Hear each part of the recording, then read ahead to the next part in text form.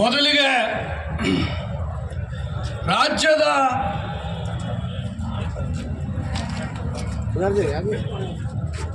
ಎಲ್ಲ ಗ್ರಾಮ ಸರ್ಕಾರಗಳ ಮುಖ್ಯಮಂತ್ರಿಗಳೇ, ಉಪಮುಖ್ಯಮಂತ್ರಿಗಳೇ, ಎಲ್ಲ ಗ್ರಾಮ ಸರ್ಕಾರಗಳ ಸದಸ್ಯರುಗಳೇ, ರಾಜ್ಯದ ವಿವಿಧ ಮೂಲೆಗಳಿಂದ ನಮ್ಮ ಕರೆಗೆ ಹೋಗೊಟ್ಟು ಇಲ್ಲಿಗೆ ಬಂದಿದ್ದೀರಿ. ನಿಮ್ಮೆಲ್ಲರಿಗೂ ಕರ್ನಾಟಕ ರಾಜ್ಯ ಗ್ರಾಮ ಪಂಚಾಯಿತಿ ಸದಸ್ಯರ ಮಹಾ ಒಕ್ಕೂಟದ ಪರವಾಗಿ ಅನಂತ ಅನಂತ ಧನ್ಯವಾದಗಳನ್ನು ಶಿರವಾಗಿ ಹೇಳ್ತೇವೆ. ಬಂಧುಗಳೇ, ನಾವೆಲ್ಲ ಜನಪ್ರತಿನಿಧಿಗಳು. ಅಂದರೆ ಈ ರಾಜ್ಯದ ಜನರನ್ನ ಪ್ರತಿನಿಧಿಸುವ ಜನರು. ಅಂದರೆ ನಾವಿಲ್ಲಿ ಒಬ್ಬರು ಬಂದಿದ್ದೇವೆ ಅಂದರೆ ನಮ್ಮ ಜೊತೆ 400 ಜನ ಬಂದು ಕೂತಿದ್ದಾರೆ ಅಂತ. ಈ ರಾಜ್ಯದ ಎಲ್ಲರೂ ಇಲ್ಲಿ ಸೇರಿದ್ದೇವೆ ಅಂದರೆ ಇಡೀ ರಾಜ್ಯದ ಜನತೆ ಬಂದು ಇಲ್ಲಿ ಕೂತಿದೆ ಅಂತ ಹೇಳಿ. ಯಾಕೆ ನಾವು ಬಂದು ಕೂತಿದ್ದೇವೆ? ಜನಪ್ರತಿನಿಧಿಗಳು ಬಂದು ಇಲ್ಲಿ ಕೂರುವ ಪರಿಸ್ಥಿತಿ ಯಾಕೆ ಬಂತು? ಇದನ್ನು ನಾವಿವತ್ತು ಆಲೋಚನೆ ಮಾಡಬೇಕಾಗಿದೆ. ಮಹಾತ್ಮ ಗಾಂಧೀಜಿಯವರು ಹೇಳ್ತಾರೆ, ಪಂಚಾಯತ್ ರಾಜ್ ನನ್ನ ಕನಸು. ಪಂಚಾಯತ್ ರಾಜ್ ವ್ಯವಸ್ಥೆಯ ಮೂಲಕ ಈ ದೇಶದ ಕಟ್ಟ ಕಡೆಯ ಮನುಷ್ಯನನ್ನ ಈ ದೇಶದ ಪ್ರಭುವನ್ನಾಗಿಸುತ್ತೇನೆ ಅಂತ ಹೇಳಿ. ಪ್ರಜಾಪ್ರಭುತ್ವ ಅಂತಂದ್ರೆ ಈ ದೇಶದ ಪ್ರತಿಯೊಬ್ಬ ಪ್ರಜೆ ಈ ದೇಶದ ಪ್ರಭು ಆಗೋದು. ಅಂದ್ರೆ ಈ ದೇಶದ ಅಭಿವೃದ್ಧಿಯಲ್ಲಿ ನೇರವಾಗಿ ಭಾಗಿಯಾಗೋದು, ಅಭಿವೃದ್ಧಿಯ ಯೋಜನೆಗಳನ್ನು ರೂಪಿಸುವಲ್ಲಿ ನೇರವಾಗಿ ಭಾಗಿಯಾಗೋದು, ಆ ಯೋಜಿಸಿದ ಯೋಜನೆಗಳನ್ನು ಅನುಷ್ಠಾನ ಮಾಡುವಲ್ಲಿ ನೇರವಾಗಿ ಭಾಗಿಯಾಗುವುದು, ಮೇಲುಸ್ತುವಾರಿ ಮಾಡುವುದರಲ್ಲಿ ನೇರವಾಗಿ ಭಾಗಿಯಾಗೋದು, ಮೌಲ್ಯಮಾಪನ ಮಾಡುವುದರಲ್ಲಿ ನೇರವಾಗಿ ಭಾಗಿಯಾಗುವುದು. ಮುಂದೆ ಈ ದೇಶದ ಪ್ರಥಮ ಗ್ರಾಮ ಪಂಚಾಯಿತಿಯನ್ನ ಉದ್ಘಾಟನೆಯನ್ನು ಮಾಡಿದಂಥ ಆಧುನಿಕ ಭಾರತದ ಶಿಲ್ಪಿ, ದೇಶದ ಪ್ರಪ್ರಥಮ ಪ್ರಧಾನಿ ಪಂಡಿತ್ ಜವಾಹರ್ಲಾಲ್ ನೆಹರೂರವರು 1959 ಇಸ್ವಿ ಅಕ್ಟೋಬರ್ 2ನೇ ತಾರೀಕು ರಾಜಸ್ಥಾನದ ನಾಗೂರ್ನಲ್ಲಿ ಮೊದಲನೇ ಗ್ರಾಮ ಪಂಚಾಯಿತಿಯನ್ನು ಉದ್ಘಾಟನೆ ಮಾಡ್ತಾರೆ. ಬಂಧುಗಳೇ, ಯಾಕೆ ಉದ್ಘಾಟನೆ ಮಾಡ್ತಾರೆ? ಸ್ವಾತಂತ್ರ್ಯ ಬಂದ ನಂತರದಲ್ಲಿ ದೆಹಲಿಯಲ್ಲಿ ಕೂತು ರಾಜ್ಯ ಸರ್ಕಾರಗಳ ನೇತೃತ್ವದಲ್ಲಿ ಅಧಿಕಾರಿಗಳ ಮೂಲಕ ಈ ದೇಶದ ಹಳ್ಳಿಗಳನ್ನು ಅಭಿವೃದ್ಧಿ ಮಾಡುವ ಪ್ರಯತ್ನವನ್ನು ಪಂಡಿತ್ ನೆಹರೂರವರು ಮಾಡ್ತಾರೆ. 50ನೇ ವರ್ಷದಿಂದ 57ರವರೆಗೆ ಒಂದು ಪ್ರಯತ್ನ ನಡೀತದೆ. ಆದರೆ ಏನು ಪಂಡಿತ್ ನೆಹರೂರವರು ಬಯಸಿದ್ರು ಅಭಿವೃದ್ಧಿ, ಅದು ಅಧಿಕಾರಿಗಳ ಮೂಲಕ ಯಶಸ್ವಿ ಆಗೋದಿಲ್ಲ. ಅವಾಗ ಒಂದು ಸಮಿತಿಯನ್ನು ನೇಮಕ ಮಾಡ್ತಾರೆ ಬಲವಂತರಾಯ ಮೆಹ್ತಾ ಅವರ ಅಧ್ಯಕ್ಷತೆ ಒಳಗಡೆ. ಯಾಕೆ ನಾನು 7 ವರ್ಷಗಳಲ್ಲಿ ಸಾವಿರಾರು ಕೋಟಿ ಹಣವನ್ನು ನಾನು ವ್ಯಯ ಮಾಡಿದೆ, ಅಧಿಕಾರಿಗಳ ಮೂಲಕ ಈ ದೇಶದ ಹಳ್ಳಿಗಳ ಅಭಿವೃದ್ಧಿ ಯೋಜನೆಗಳನ್ನು ರೂಪಿಸಿದೆ, ಅನುಷ್ಠಾನ ಮಾಡಿದೆ, ಆದರೆ ನಾನು ಬಯಸಿದ ಫಲ ಸಿಗಲಿಲ್ಲ ಅಂತ. ಅವಾಗ ಅಧ್ಯಯನ ವರದಿಯಲ್ಲಿ ಬಲವಂತರಾಯ ಮೆಹ್ತಾರವರು ಹೇಳ್ತಾರೆ, ಪಂಡಿತ್ ನೆಹರೂರವರೇ, ಯಾವುದೇ ಅಭಿವೃದ್ಧಿ ಯೋಜನೆಯಲ್ಲಿ ಆ ಯೋಜನೆಯ ಫಲಾನುಭವಿ ಆ ಯೋಜನೆಯನ್ನು ರೂಪಿಸೋದ್ರಲ್ಲಿ, ಅನುಷ್ಠಾನ ಮಾಡೋದ್ರಲ್ಲಿ, ಮೇಲುಸ್ತುವಾರಿ ಮಾಡೋದ್ರಲ್ಲಿ, ಮೌಲ್ಯಮಾಪನ ಮಾಡೋದ್ರೊಳಗಡೆ ಭಾಗೀದಾರನಾಗದಿದ್ರೆ ಆ ಯೋಜನೆ ಯಶಸ್ವಿ ಆಗೋದಿಲ್ಲ. ಹಾಗಂದ್ರೆ ನಮ್ಮೂರಲ್ಲಿ ಏನು ಕೆಲಸ ಆಗಬೇಕು, ರೋಡ್ ಮುಖ್ಯನಾ, ಚರಂಡಿ ಮುಖ್ಯನಾ, ನಮ್ಮೂರಿಗೆ ಶಾಲೆ ಮುಖ್ಯನಾ, ಆಸ್ಪತ್ರೆ ಮುಖ್ಯನಾ, ಕುಡಿಯೋ ನೀರಿನ ವ್ಯವಸ್ಥೆ ಮುಖ್ಯನಾ ಅಂತ ಹೇಳಿ ನಮ್ಮೂರಿನ ಜನ ಕೂತು, ಆ ಹಳ್ಳಿ ಜನ ಕೂತು ತೀರ್ಮಾನ ಮಾಡಿ ಅದನ್ನು ಅನುಷ್ಠಾನ ಮಾಡುವ ಜವಾಬ್ದಾರಿ ತಗೊಂಡ್ರೆ ಮಾತ್ರ ಯಾವುದೇ ಯೋಜನೆ ಯಶಸ್ವಿ ಆಗ್ತದೆ. ಅಧಿಕಾರಿಗಳ ಮೂಲಕ ಈ ದೇಶ ಕಟ್ಟಲಿಕ್ಕೆ ಸಾಧ್ಯ ಇಲ್ಲ ಅಂತ ಹೇಳಿ. ಇದು ಇತಿಹಾಸ. ಆ ಕಾರಣಕ್ಕೆ ನೀವು ಪಂಚಾಯತ್ ರಾಜ್ ವ್ಯವಸ್ಥೆಯನ್ನು ಜಾರಿಗೊಳಿಸಬೇಕು. ಪ್ರತಿ ಹಳ್ಳಿಗಳಲ್ಲಿ ಜನರಿಂದ ಆಯ್ಕೆ ಆದಂಥ ಒಂದು ಸರ್ಕಾರ ರಚನೆ ಆಗಬೇಕು. ಆ ಸರ್ಕಾರ ಹಳ್ಳಿ ಅಭಿವೃದ್ಧಿ ಮಾಡಬೇಕು. ಹಾಗಾಗಿ ಈ ದೇಶದಲ್ಲಿ ಪಂಚಾಯತ್ ರಾಜ್ ವ್ಯವಸ್ಥೆ ಜಾರಿಗೆ ಬಂತು. ನಾವು ನೀವೆಲ್ಲ ಆ ಜವಾಬ್ದಾರಿ ಹೊತ್ತಿಲ್ಲಿ ಕೂತಿದ್ದೀವಿ. ಆ ಉದ್ಘಾಟನೆ ಮಾಡ್ತಾ ನೆಹರೂರವ್ರು ಹೇಳ್ತಾರೆ, ಮೊದಲನೇ ಪಂಚಾಯತಿ ಉದ್ಘಾಟನೆ ಮಾಡೋ ಸಂದರ್ಭದೊಳಗಡೆ, ನಾನು ಇವತ್ತು ಪಂಚಾಯತ್ ರಾಜ್ ವ್ಯವಸ್ಥೆಯನ್ನು ಉದ್ಘಾಟನೆ ಮಾಡೋದ್ರ ಮೂಲಕ ಈ ದೇಶದ ಪ್ರಜಾಪ್ರಭುತ್ವಕ್ಕೆ ಸುಭದ್ರವಾದ ಅಡಿಪಾಯವನ್ನು ಹಾಕ್ತಾ ಇದ್ದೇನೆ. ಅಂದರೆ ಈ ಆಡಳಿತ ವ್ಯವಸ್ಥೆಗೆ, ಭಾರತದ ಪ್ರಭುತ್ವೀಕರಣದ ಆಡಳಿತ ವ್ಯವಸ್ಥೆ ಏನಿದೆ, ಡೆಮಾಕ್ರೆಟಿಕ್ ಅಡ್ಮಿನಿಸ್ಟ್ರೇಷನ್ ಏನಿದೆ, ಅದಕ್ಕೆ ಒಂದು ಸುಭದ್ರವಾದಂಥ ಫೌಂಡೇಶನ್ ಅನ್ನು ನಾನು ಹಾಕ್ತಾ ಇದ್ದೇನೆ. ಮುಂದೆ ಬಹಳ ದೊಡ್ಡ ಕೊಡುಗೆಯನ್ನ ಕರ್ನಾಟಕದ ನೆಲದಲ್ಲಿ ಕೊಟ್ಟವರು, ಭಾರತದ ಪಂಚಾಯತ್ ರಾಜ್ ವ್ಯವಸ್ಥೆಗೆ ದಿಕ್ಕನ್ನು ತೋರಿಸಿದವರು ಅಬ್ದುಲ್ ನಜೀರ್ ಸಾಬ್ರು. ಇದೀಗ ತಾನೇ ನಮ್ಮ ಕಲಾವಿದರು ನಜೀರ್ ಸಾಬ್ರಿಗೆ ಸಲಾಂ ಅಂತ ಹೇಳುವ ಮೂಲಕ ಆ ಮಹಾನುಭಾವನನ್ನು ಜ್ಞಾಪಿಸ್ಕೊಂಡ್ರು. ಆ ಮಹಾನುಭಾವ ಮಾಡಿದ ಪ್ರಯೋಗ ಇದೆಯಲ್ಲ ಈ ನೆಲದಲ್ಲಿ, ಇಡೀ ದೇಶದಲ್ಲಿ ಇವತ್ತು ಎಲ್ಲ ರಾಜ್ಯಗಳಲ್ಲಿ ಪಂಚಾಯತ್ ರಾಜ್ ವ್ಯವಸ್ಥೆ ಬರಲಿಕ್ಕೆ ಕಾರಣ ಆಯಿತು.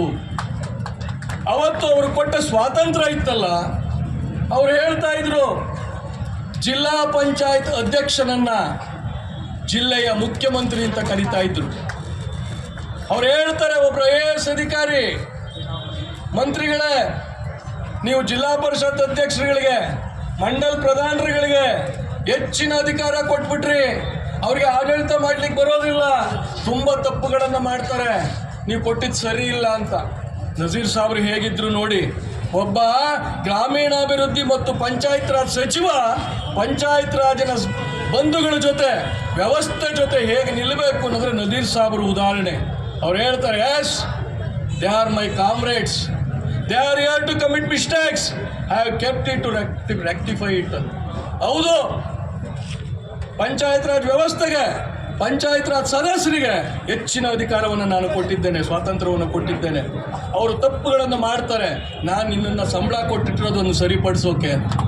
ಆ ರೀತಿಯಾಗಿ ಬೆನ್ನಿಗೆ ನಿಂತಂಥ ಮಂತ್ರಿ ಅವರು ಮಾಡಿದ ಪ್ರಯೋಗ ಇತ್ತಲ್ಲ, ಆ ಪ್ರಯೋಗವನ್ನು ನೋಡಿದ ಅಂದಿನ ಪ್ರಧಾನಿಗಳಾದಂಥ ರಾಜೀವ್ ಗಾಂಧಿ ಅವರು ಒಂದು ವಿರೋಧ ಪಕ್ಷ ಮಾಡಿದ ಪ್ರಯೋಗವನ್ನು ಅಧ್ಯಯನ ಮಾಡಿ, ಈ ವ್ಯವಸ್ಥೆ ಮೂಲಕ ಈ ದೇಶದ ಪ್ರತಿಯೊಂದು ಹಳ್ಳಿಯನ್ನು, ಈ ದೇಶದ ಕಟ್ಟಕಡೆಯ ಮನುಷ್ಯನಿಗೆ ಗಾಂಧೀಜಿ ಕಂಡಂಥ, ನೆಹರು ಕಂಡಂಥ ಪ್ರಜಾಪ್ರಭುತ್ವ ವ್ಯವಸ್ಥೆಯ ಶಕ್ತಿಯನ್ನು ನಾನು ದಾರೆ ಎರಿತೀನಿ, ಅವನಿಗೆ ಕೊಡ್ತೇನೆ, ಆ ಶಕ್ತಿಯನ್ನು ತುಂಬುತ್ತೇನೆ ಅಂತ ಹೇಳಿ ಈ 64ನೇ ತಿದ್ದುಪಡಿಯ ಮೂಲಕ ಪಂಚಾಯತ್ ರಾಜ್ ಸಂಸ್ಥೆಗಳನ್ನು ಸಂವಿಧಾನಬದ್ಧ ಸಂಸ್ಥೆಗಳನ್ನು ಮಾಡೋ ಪ್ರಯತ್ನವನ್ನು ಅವರು ಮಾಡ್ತಾರೆ. ಬಂಧುಗಳು,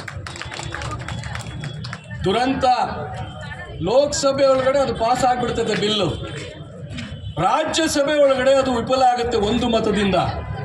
ನೋಡಿ, ರಾಜೀವ್ ಗಾಂಧಿ ಅವರಿಗೆ ಇದ್ದಂಥ ಆ ಬದ್ಧತೆ, ಜನರ ಕೈಗೆ ಅಧಿಕಾರವನ್ನು ಕೊಡಬೇಕು, ಈ ದೇಶದ ಹಳ್ಳಿಗರು ತಮ್ಮ ಹಳ್ಳಿಯ ಆಡಳಿತವನ್ನು ಹಳ್ಳಿಯ ಜನ ಮಾಡ್ಕೋಬೇಕು ಅಂತ ಹೇಳಿ ಕನಸು ಕಂಡ ತಂದಂಥ ಒಂದು ಬಿಲ್ಲು, ಒಂದು ಕಾನೂನಿನ ರೂಪವನ್ನು ರಾಜ್ಯಸಭೆಯಲ್ಲಿ ಒಂದು ಮತದ ಕಾರಣಕ್ಕಾಗಿ ಪಡೆಯೋಕ್ಕಾಗಲಿಲ್ಲ ಅಂತ ಹೇಳಿ, ತಾನು ತಂದಂಥ ಒಂದು ಜನಪರ ಕಾಯ್ದೆ ಕಾನೂನಾಗಲಿಲ್ಲ ಅಂತ ಹೇಳಿ ಯಾರಾದರೂ ಸಂಸತ್ತಿನೊಳಗೆ ಕಣ್ಣೀರನ್ನು ಹಾಕಿದ್ರೆ ಅದು ರಾಜೀವ್ ಗಾಂಧಿ ಅವರು. ಕಣ್ಣೀರನ್ನು ಹಾಕ್ತಾರೆ, ಗಳನೆ ಹೇಳ್ತಾರೆ ಅವರು. ನಾನು ಜನರ ಕೈಗೆ ಅಧಿಕಾರವನ್ನು ಕೊಡಬೇಕು, ಡೆಲ್ಲಿಯ ಅಧಿಕಾರವನ್ನು ಹಳ್ಳಿಗೆ ಕೊಡಬೇಕು ಅಂತ ಹೇಳಿ ನಾನು ಪ್ರಯತ್ನ ಪಟ್ಟೆ, ಆದರೆ ನನ್ನ ರಾಜ್ಯಸಭಾ ಸದಸ್ಯರು ನನ್ನ ಜೊತೆ ನಿಲ್ಲಿಲ್ಲ.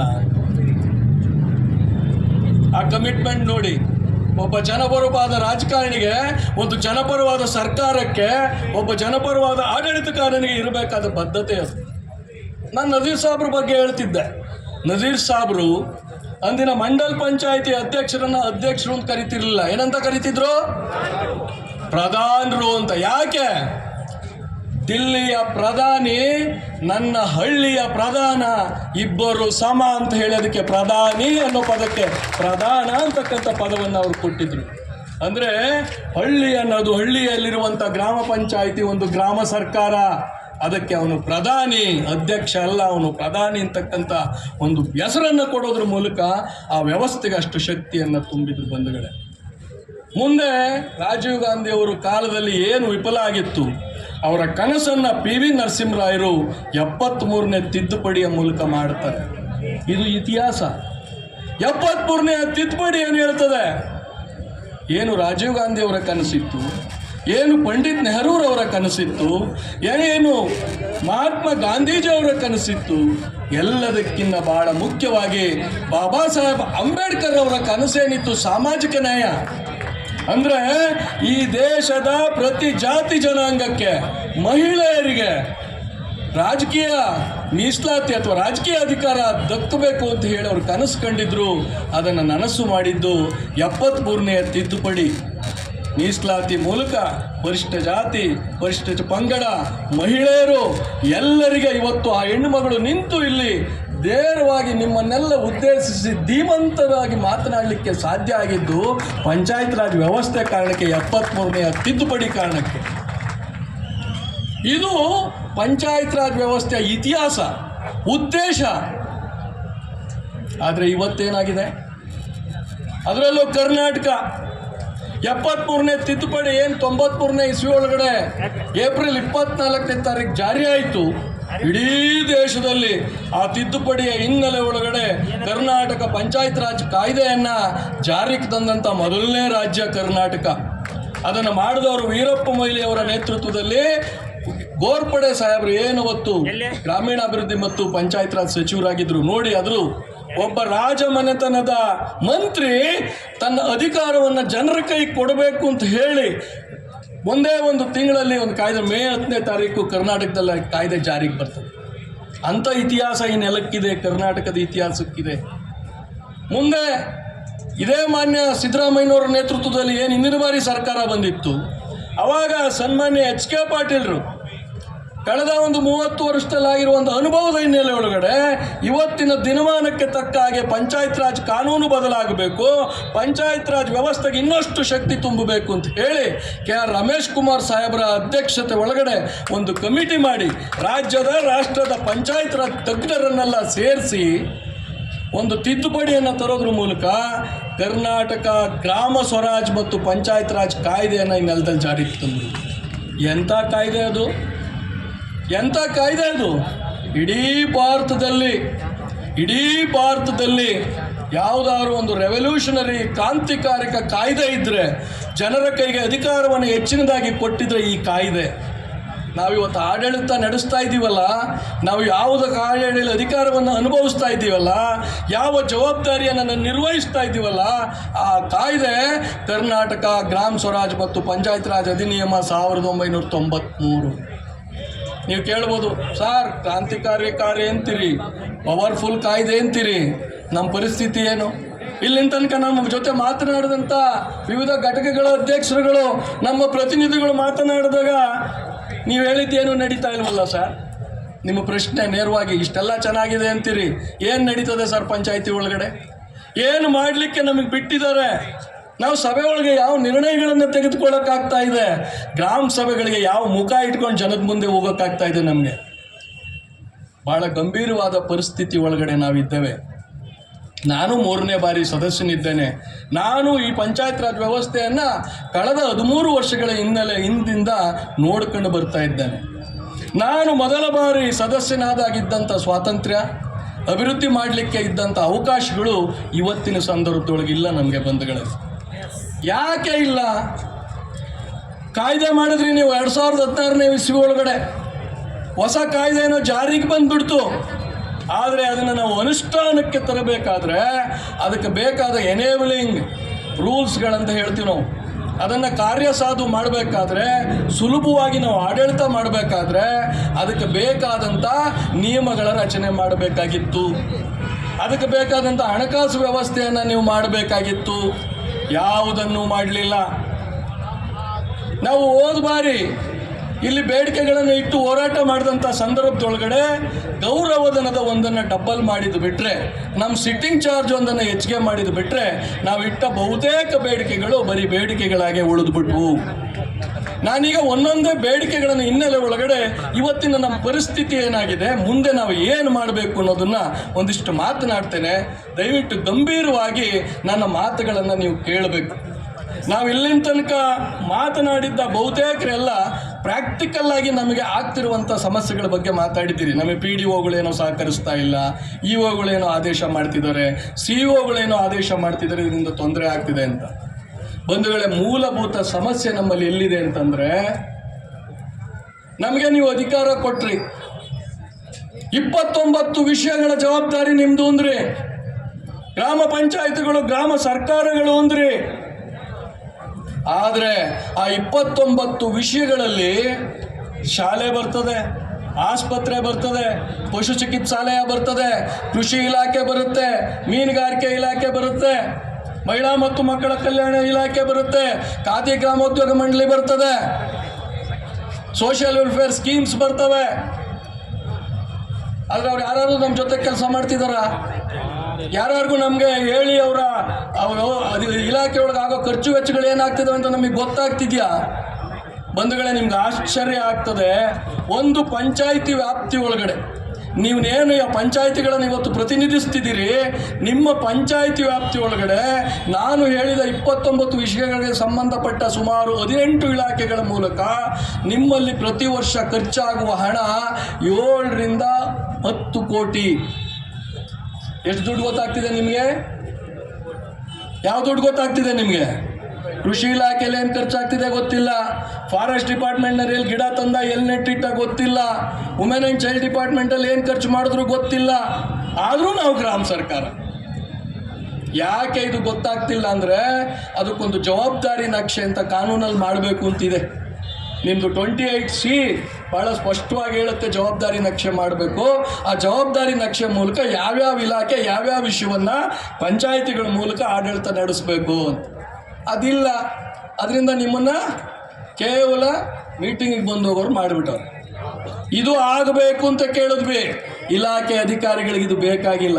ಅವ್ರು ಹೇಳ್ತಾರೆ ಸಂವಿಧಾನದಲ್ಲಿದೆ ಸ್ವಾಮಿ, ಕಾನೂನಲ್ಲಿದೆ, ಜಾರಿ ಮಾಡೋಕ್ಕೇನು ಸಮಸ್ಯೆ ಅಂದರೆ, ನಮ್ಮ ಪ್ರಿನ್ಸಿಪಲ್ ಸೆಕ್ರೆಟರಿ ವುಮೆನ್ ಆ್ಯಂಡ್ ಚೈಲ್ಡ್ನವ್ರು ಒಪ್ಪಿಲ್ಲ, ನಮ್ಮ ಪ್ರಿನ್ಸಿಪಲ್ ಸೆಕ್ರೆಟರಿ ಎಜುಕೇಷನ್ನವ್ರು ಒಪ್ತಾ ಇಲ್ಲ, ನಮ್ಮ ಪ್ರಿನ್ಸಿಪಲ್ ಸೆಕ್ರೆಟರಿ. ನಾನು ಕೇಳ್ತೀನಿ ಸ್ವಾಮಿ, ಸಂವಿಧಾನ ಒಪ್ಪಿದೆ, ಈ ಕಾಯ್ದೆ ವಿಧಾನಸಭೆಯಲ್ಲಿ ಪಾಸ್ ಆಗಿದೆ ಸಂವಿಧಾನದ ಹಿನ್ನೆಲೆ ಒಳಗಡೆ, ತಿರ್ಗಾ ಅಧಿಕಾರಿ ಯಾಕೆ ಸ್ವಾಮಿ ಒಪ್ಪಬೇಕು? ಅಧಿಕಾರಿ ಕೆಲಸ ಒಪ್ಪೋದಲ್ಲ, ಕಾನೂನಲ್ಲಿರೋದನ್ನು ಜಾರಿ ಮಾಡೋದು. ಯಾಕೆ ಇದು ನಡೀತಾ ಇಲ್ಲ ಅಂದ್ರೆ ನಾವು ಕೇಳ್ತಾ ಇಲ್ಲ. ಇನ್ಮೇಲೆ ಅದು ನಡೆಯೋದಿಲ್ಲ. ಇವತ್ತು ಈ ವೇದಿಕೆ ಮೂಲಕ ಹೇಳ್ತಾ ಇದ್ದೀವಿ, 1 ವರ್ಷ ನಿಮ್ಗೆ ಅವಕಾಶ ಕೊಟ್ಟಿದ್ವಿ, ಇನ್ನು ಇದು ಜಾರಿ ಆಗೋ ತನಕ ನಾವು ವಿರಮಿಸೋದಿಲ್ಲ. ಏನು ಇದು ಕಾನೂನುಬದ್ಧವಾಗಿ ಎಲ್ಲ ಇಲಾಖೆಗಳ ಅಧಿಕಾರ ನಮಗೇನು ಟ್ರಾನ್ಸ್ಫರ್ ಆಗಬೇಕು, ಈ ಕಾಯ್ದೆ ಪ್ರಕಾರ ಏನು ನಮಗೆ ಜವಾಬ್ದಾರಿಗಳ ಹಂಚಿಕೆ ಆಗಬೇಕು, ಅದನ್ನು ನೀವು ಮಾಡಬೇಕು. ಯಾರೋ ಪ್ರಿನ್ಸಿಪಲ್ ಸೆಕ್ರೆಟರಿ ಮುಲಾಜಲ್ಲಿ ನಾವು ಆಡಳಿತ ಮಾಡಲಿಕ್ಕೆ ಸಿದ್ಧ ಇಲ್ಲ ಅಂತಕ್ಕಂಥ ಮಾತನ್ನು ಹೇಳ್ತೀವಿ. ಇನ್ನು ಗ್ರಾಮ ಸಭೆಗಳು ನಾವೆಲ್ಲ ತುಂಬ ಎದುರಿಸ್ತಾ ಇರೋ ಸಮಸ್ಯೆ. ತುಂಬ ಕಡೆ ಎಲ್ಲರೂ ಮಾತಾಡ್ತಾರೆ, ನೀವು ಪಂಚಾಯತಿ ವ್ಯವಸ್ಥೆ ಏನ್ರಿ ಗ್ರಾಮ ಸಭೆನೇ ನಡೆಯೋದಿಲ್ಲ, ಸುಮ್ಮನೆ ನೀವೇನೋ ಕಾಟಾಚಾರ. ಗ್ರಾಮ ಸಭೆ ಹೆಂಗೆ ಸ್ವಾಮಿ ನಡೀತವೆ? ಕಾನೂನಲ್ಲಿ ಹೇಳುತ್ತೆ, ರಾಜ್ಯ ಕೇಂದ್ರ ಅಂದರೆ ಕೇಂದ್ರ ಸರ್ಕಾರ, ರಾಜ್ಯ ಸರ್ಕಾರ, ಜಿಲ್ಲಾ ಪಂಚಾಯಿತಿ, ತಾಲೂಕ್ ಪಂಚಾಯಿತಿ ಮತ್ತು ಗ್ರಾಮ ಪಂಚಾಯಿತಿಗಳ ಎಲ್ಲ ಯೋಜನೆಗಳ ಫಲಾನುಭವಿಗಳ ಆಯ್ಕೆಯನ್ನು ಎಲ್ಲಿ ಮಾಡಬೇಕು? ಗ್ರಾಮ ಸಭೆಯಲ್ಲಿ ಮಾಡಬೇಕು ಅಂತ. ಮನೆಯದೊಂದು ಬಿಟ್ಟರೆ ಇನ್ನು ಯಾವ ಇಲಾಖೆಯವರು ಬಂದು, ಕೃಷಿ ಇಲಾಖೆಯವರು ಟಾರ್ಪಾಲ್ ಹಂಚ್ಬೇಕಾರೆ, ಟ್ರ್ಯಾಕ್ಟರ್ ಹಂಚ್ಬೇಕಾರೆ ಬಂದು ಗ್ರಾಮ ಸಭೆಯಲ್ಲಿ ತೀರ್ಮಾನ ಮಾಡ್ತಾರೋ ಸ್ವಾಮಿ? ಅದು MLA ಅವರ ಅಧ್ಯಕ್ಷತೆ ಸಮಿತಿ. ರೋಡ್ಸು ಗುಂಡಿ ಮುಚ್ಚೋಕ್ಕೂ MLA ಅಧ್ಯಕ್ಷತೆ ಸಮಿತಿ. ಯಾವ ಗುಂಡಿ ಮುಚ್ಚಬೇಕು ಅನ್ನೋದು ಇಂಜಿನಿಯರ್ ತೀರ್ಮಾನ ಮಾಡೋಂಗಿಲ್ಲ, ಗುಂಡಿ ಬಿದ್ದರೆ ಅದನ್ನೇ MLA ಅವರ ಅಧ್ಯಕ್ಷತೆ ಸಮಿತಿ. ಎಲ್ಲ ಇಲಾಖೆಯ ಫಲಾನುಭವಿಗಳ ಆಯ್ಕೆಯನ್ನು ನೀವು ಶಾಸಕರ ಅಧ್ಯಕ್ಷತೆ ಸಮಿತಿಲಿ ಸಂವಿಧಾನ ವಿರುದ್ಧವಾಗಿ, ನಮ್ಮ ಗ್ರಾಮ ಪಂಚಾಯಿತಿ ಕಾಯ್ದೆ ವಿರುದ್ಧವಾಗಿ ರಚನೆ ಮಾಡಿಬಿಟ್ಟು ಗ್ರಾಮ ಪಂಚಾಯಿತಿಲಿ ವರ್ಷ ಬರ್ಕೊಂಡಿದ್ದ ಪಟ್ಟಿನೇ ಬರ್ಕೊಂತ ಇದ್ರೆ ಮುಂದಿನ ವರ್ಷ ನಾವೇನು ಸ್ವಾಮಿ ಉತ್ತರ ಹೇಳೋದು? ಏನು ಉತ್ತರ ಹೇಳೋದು? ಯಾರು ಬರ್ತಾರೆ?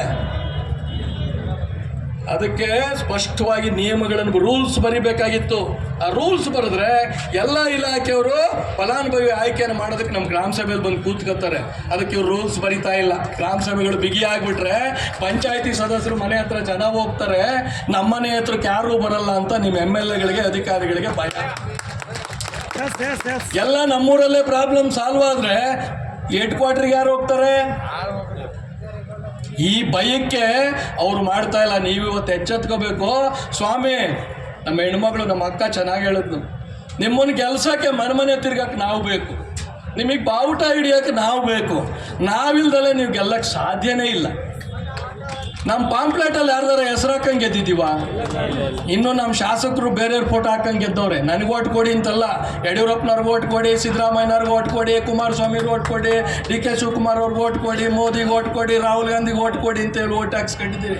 ನಾವು ನಮಗೆ ಓಟ್ ಕೊಡಿ ಅಂತ ಕೇಳಿರೋರು. ನಾವು ಕಂಡವ್ರ ಹೆಸರಲ್ಲಿ ಗೆದ್ದಿಲ್ಲ ಸ್ವಾಮಿ, ನಾವು ಸ್ವಯಾರ್ಜಿತ. ಇದು ನಿಮ್ಮದು ಪಕ್ಷಾರ್ಜಿತ. ನಾವು ಸ್ವಾಭಿಮಾನಿಗಳಿದ್ದೇವೆ. ಇಂದಿನಿಂದ ನಾವು ಸ್ವಾಭಿಮಾನ ನಾವು ಹೆಚ್ಚು ಮಾಡ್ಕೊಂಡಿದ್ದೀವಿ. ನಾವು ಒಂದಾಗಿದ್ದೇವೆ. ಕಾನೂನಲ್ಲಿರೋ ಅಧಿಕಾರ ಕೇಳ್ತಿದ್ದೀವಿ. ನೀವೇ ಮಾಡಿದ ಕಾನೂನಿನಲ್ಲಿರುವ ಅಧಿಕಾರ, ನಾವು ಮಾಡಿಕೊಂಡಿದ್ದ ಕಾನೂನಲ್ಲ. ಇದೇ ವಿಧಾನಮಂಡಲದಲ್ಲಿ ನೀವು ಒಕ್ಕರಲಿನಿಂದ ಪಾಸ್ ಮಾಡಿರುವಂಥ ಕರ್ನಾಟಕ ಗ್ರಾಮ ಸ್ವರಾಜ್ ಮತ್ತು ಪಂಚಾಯತ್ ರಾಜ್ ಕಾಯ್ದೆಯ ಸೆಕ್ಷನ್ 3E ನಲ್ಲಿ ಏನಿದೆ, ನೀವು ಮಾಡಿದ ಕಾನೂನಲ್ಲಿರೋ ಅಧಿಕಾರವನ್ನು ನಮಗೆ ಕೊಡಿ ಸ್ವಾಮಿ. ನೀವ್ಯಾಕಂದ್ರೆ ಇಟ್ಕೊಂಡು ಕೂತಿದ್ದೀರಿ? ಯಾರೋ ಒಬ್ರು ಹೇಳ್ತಿದ್ರಂತೆ ಮೊನ್ನೆ, ಯಾರೋ ಒಬ್ರು ಹಿರಿಯರು, ಇದೆಲ್ಲ ಟ್ರಾನ್ಸ್ಫರ್ ಆಗಬೇಕು, ಅವ್ರು ಹೋರಾಟ ಮಾಡ್ತಿರೋದು ಸರಿ ಇದೆ ಅಂತಂದರೆ ಎಲ್ಲ ಅವ್ರಿಗೆ ಕೊಟ್ಬಿಟ್ರು, ನಮಗೇನು ಕೆಲಸ? ಸ್ವಾಮಿ, ಕಾನೂನು ಮಾಡೋದು ನಿಮ್ಮ ಕೆಲಸ. ಅದಕ್ಕೆ ನಿಮ್ಮನ್ನು ಶಾಸಕರು ಅನ್ನೋದು. ನಿಮ್ಮನ್ನು ಶಾಸಕರು ಅಂತ ಕರೆಯೋದು ನೀವು ಎಕ್ಸಿಕ್ಯೂಟಿವ್ಸ್ ಅಲ್ಲ. ನಮ್ಮೂರಿನ ರಸ್ತೆ ಮಾಡೋದಲ್ಲ ನಿಮ್ಮ ಕೆಲಸ. ಈ ರಾಜ್ಯಕ್ಕೆ ಬೇಕಾದ ಕಾನೂನು ಮಾಡೋದು ನಿಮಗೆ ಕೆಲಸ. ಅದಕ್ಕೆ ಶಾಸಕ ಮಾಡುವವರನ್ನ ಶಾಸಕ ಅಂತ. ಎಕ್ಸಿಕ್ಯೂಟಿವ್ಸ್ ಆಗಿ ಕೆಲಸ ಮಾಡೋಕ್ಕೆ ನಾವಿದ್ದೀವಿ. ಅದಕ್ಕೆ ಪಂಚಾಯತ್ ರಾಜ್ ವ್ಯವಸ್ಥೆ ಜಾರಿಗೆ ಬಂದಿರೋದು. ಹಿಂದೆ ಶಾಂತವೇರಿ ಗೋಪಾಲ್ ಗೌಡರು ಅಂತ ಶಿವಮೊಗ್ಗದಿಂದ ಬಂದಿರೋರಿಗೆ ಗೊತ್ತಿರ್ತದೆ. ಬಹಳ ದೊಡ್ಡ ಶಾಸಕರು, ಜನನಾಯಕ. ವಿಧಾನಸಭೆಯಲ್ಲಿ ಆ ಮನುಷ್ಯ ನಿಂತು ಮಾತಾಡ್ತಿದ್ರೆ ಇಡೀ ವಿಧಾನಸೌಧ ನಡುತ್ತಿತ್ತು ಅಂತ ಹೇಳಿ ಹಿರಿಯರು ಹೇಳ್ತಾರೆ. ಅವ್ರು ಹೇಳ್ತಾರೆ, ಯಾರೋ ಊರಿನವ್ರು ಬಂದು ನಮ್ಮೂರಿನ ಕುಡಿಯೋ ನೀರಿನ ವ್ಯವಸ್ಥೆ ಸರಿಪಡಿಸ್ಬೇಕು ಅಂತ ಅವಾಗ ಹೇಳ್ತಾರೆ, ನನ್ನ ಕೆಲಸ ಈ ರಾಜ್ಯದ ಕಾನೂನು ಮಾಡೋದು, ನಿಮ್ಮೂರಿನಲ್ಲಿ ರಿಪೇರಿ ಮಾಡೋದು, ನಿಮ್ಮೂರಲ್ಲಿ ಗ್ರಾಮ ಪಂಚಾಯತಿ ಇದೆ ಹೋಗು ಅಂತ.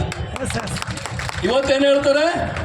ನಲ್ಲಿ ರಿಪೇರಿನೂ ನಾವೇ ಮಾಡ್ತೀವಿ, ಸ್ಟ್ರೀಟ್ ಲೈಟು ನಾವೇ ಮಾಡ್ತೀವಿ, ಕಸಾನು ನಾವೇ ಗುಡಿಸ್ತೀವಿ, ಅಂದರೆ ಬ್ಲೀಚಿಂಗ್ ಪೌಡ್ರು ನಾವೇ ಸಪ್ಲೈ ಮಾಡ್ತೀವಿ, ಎಲ್ಲವನ್ನೂ ನಾವೇ ಮಾಡ್ತೀವಿ ಅನ್ನೋ ಪರಿಸ್ಥಿತಿಗೆ ಬಂದಿದ್ದಾರೆ.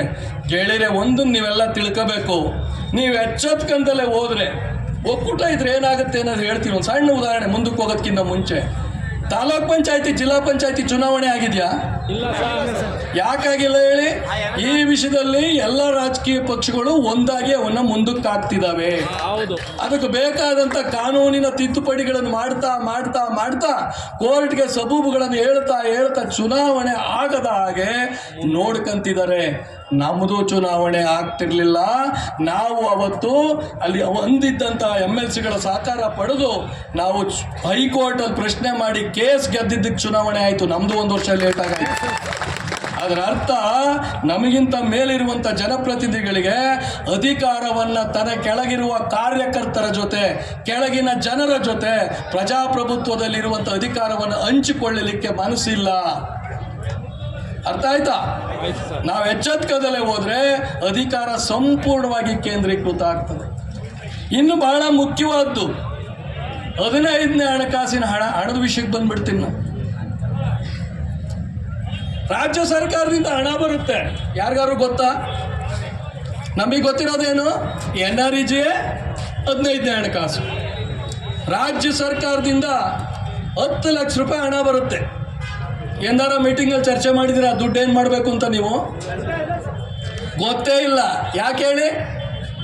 10 ಲಕ್ಷ ಹಣದಲ್ಲಿ 6 ಲಕ್ಷ ರೂಪಾಯಿ ಎಲೆಕ್ಟ್ರಿಸಿಟಿ ಬಿಲ್ ಕಟ್ಟು ಅಂತಾರೆ. ಕಟ್ಬಿಡ್ತಾರೆ ನಿಮ್ಮ PDO ಅಧ್ಯಕ್ಷದ ಚೈನ್ ಹಾಕಿ ಎಸ್ಕ್ರೋ ಅಮೌಂಟ್ಗೆ ಹಾಕಿ.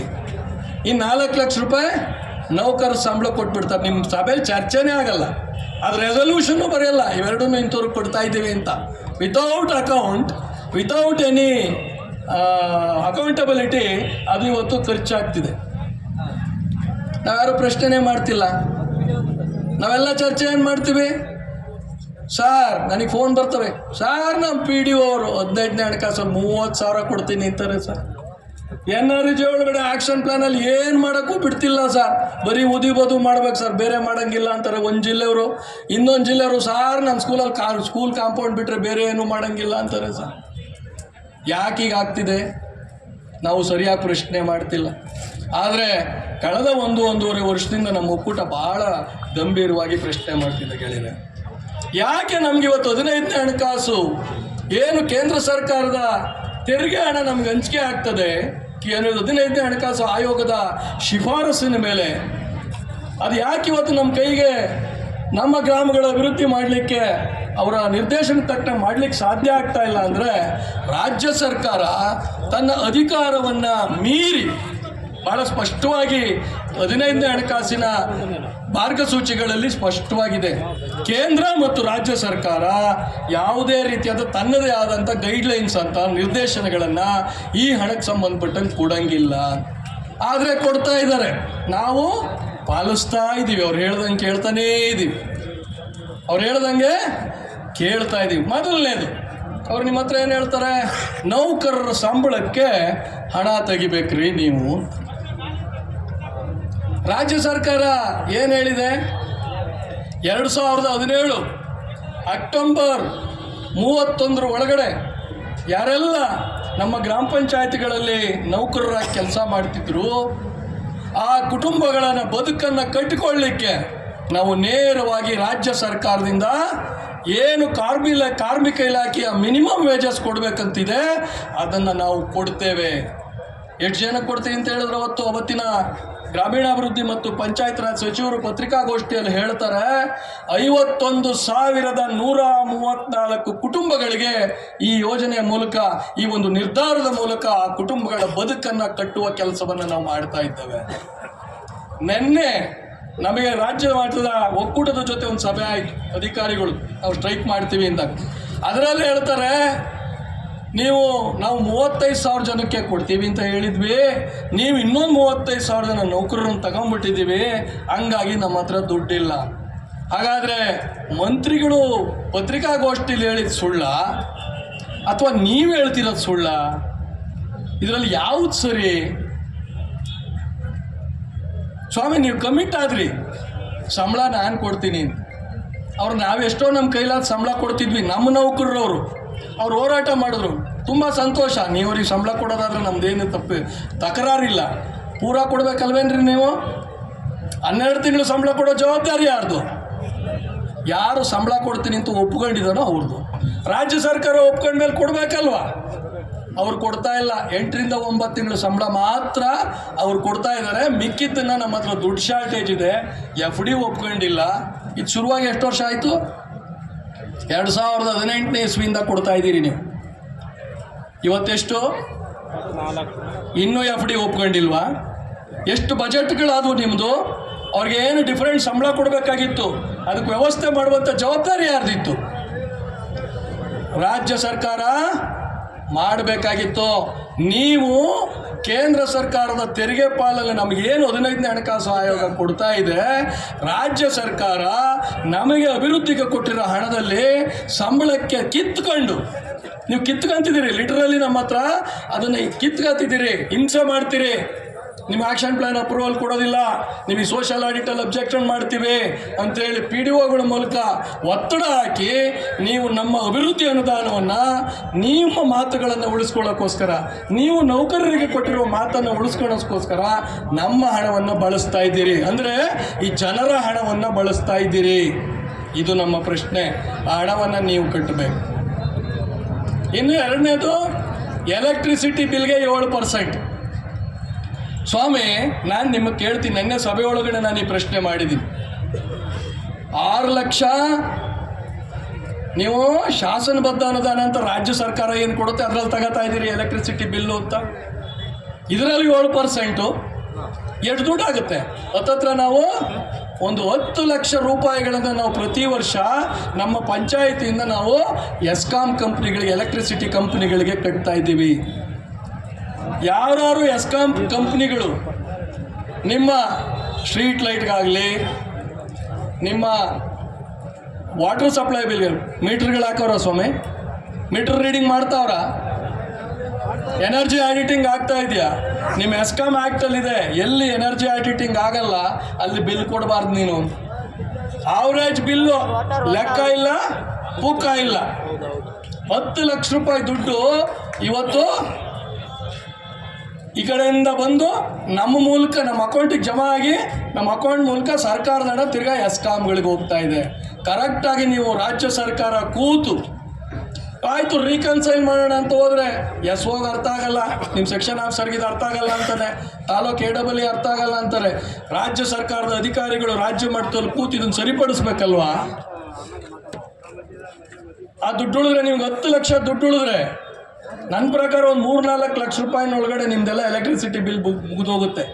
ಇವತ್ತು 7-8 ಲಕ್ಷ ರೂಪಾಯಿ ಎಕ್ಸ್ಟ್ರಾ ದುಡ್ಡನ್ನು ನಾವು ಕಟ್ತಾ ಇದ್ದೀವಿ. ಉಳಿದ್ರೆ ಅಭಿವೃದ್ಧಿಗೆ ಅನುಕೂಲ ಆಗಲ್ವಾ?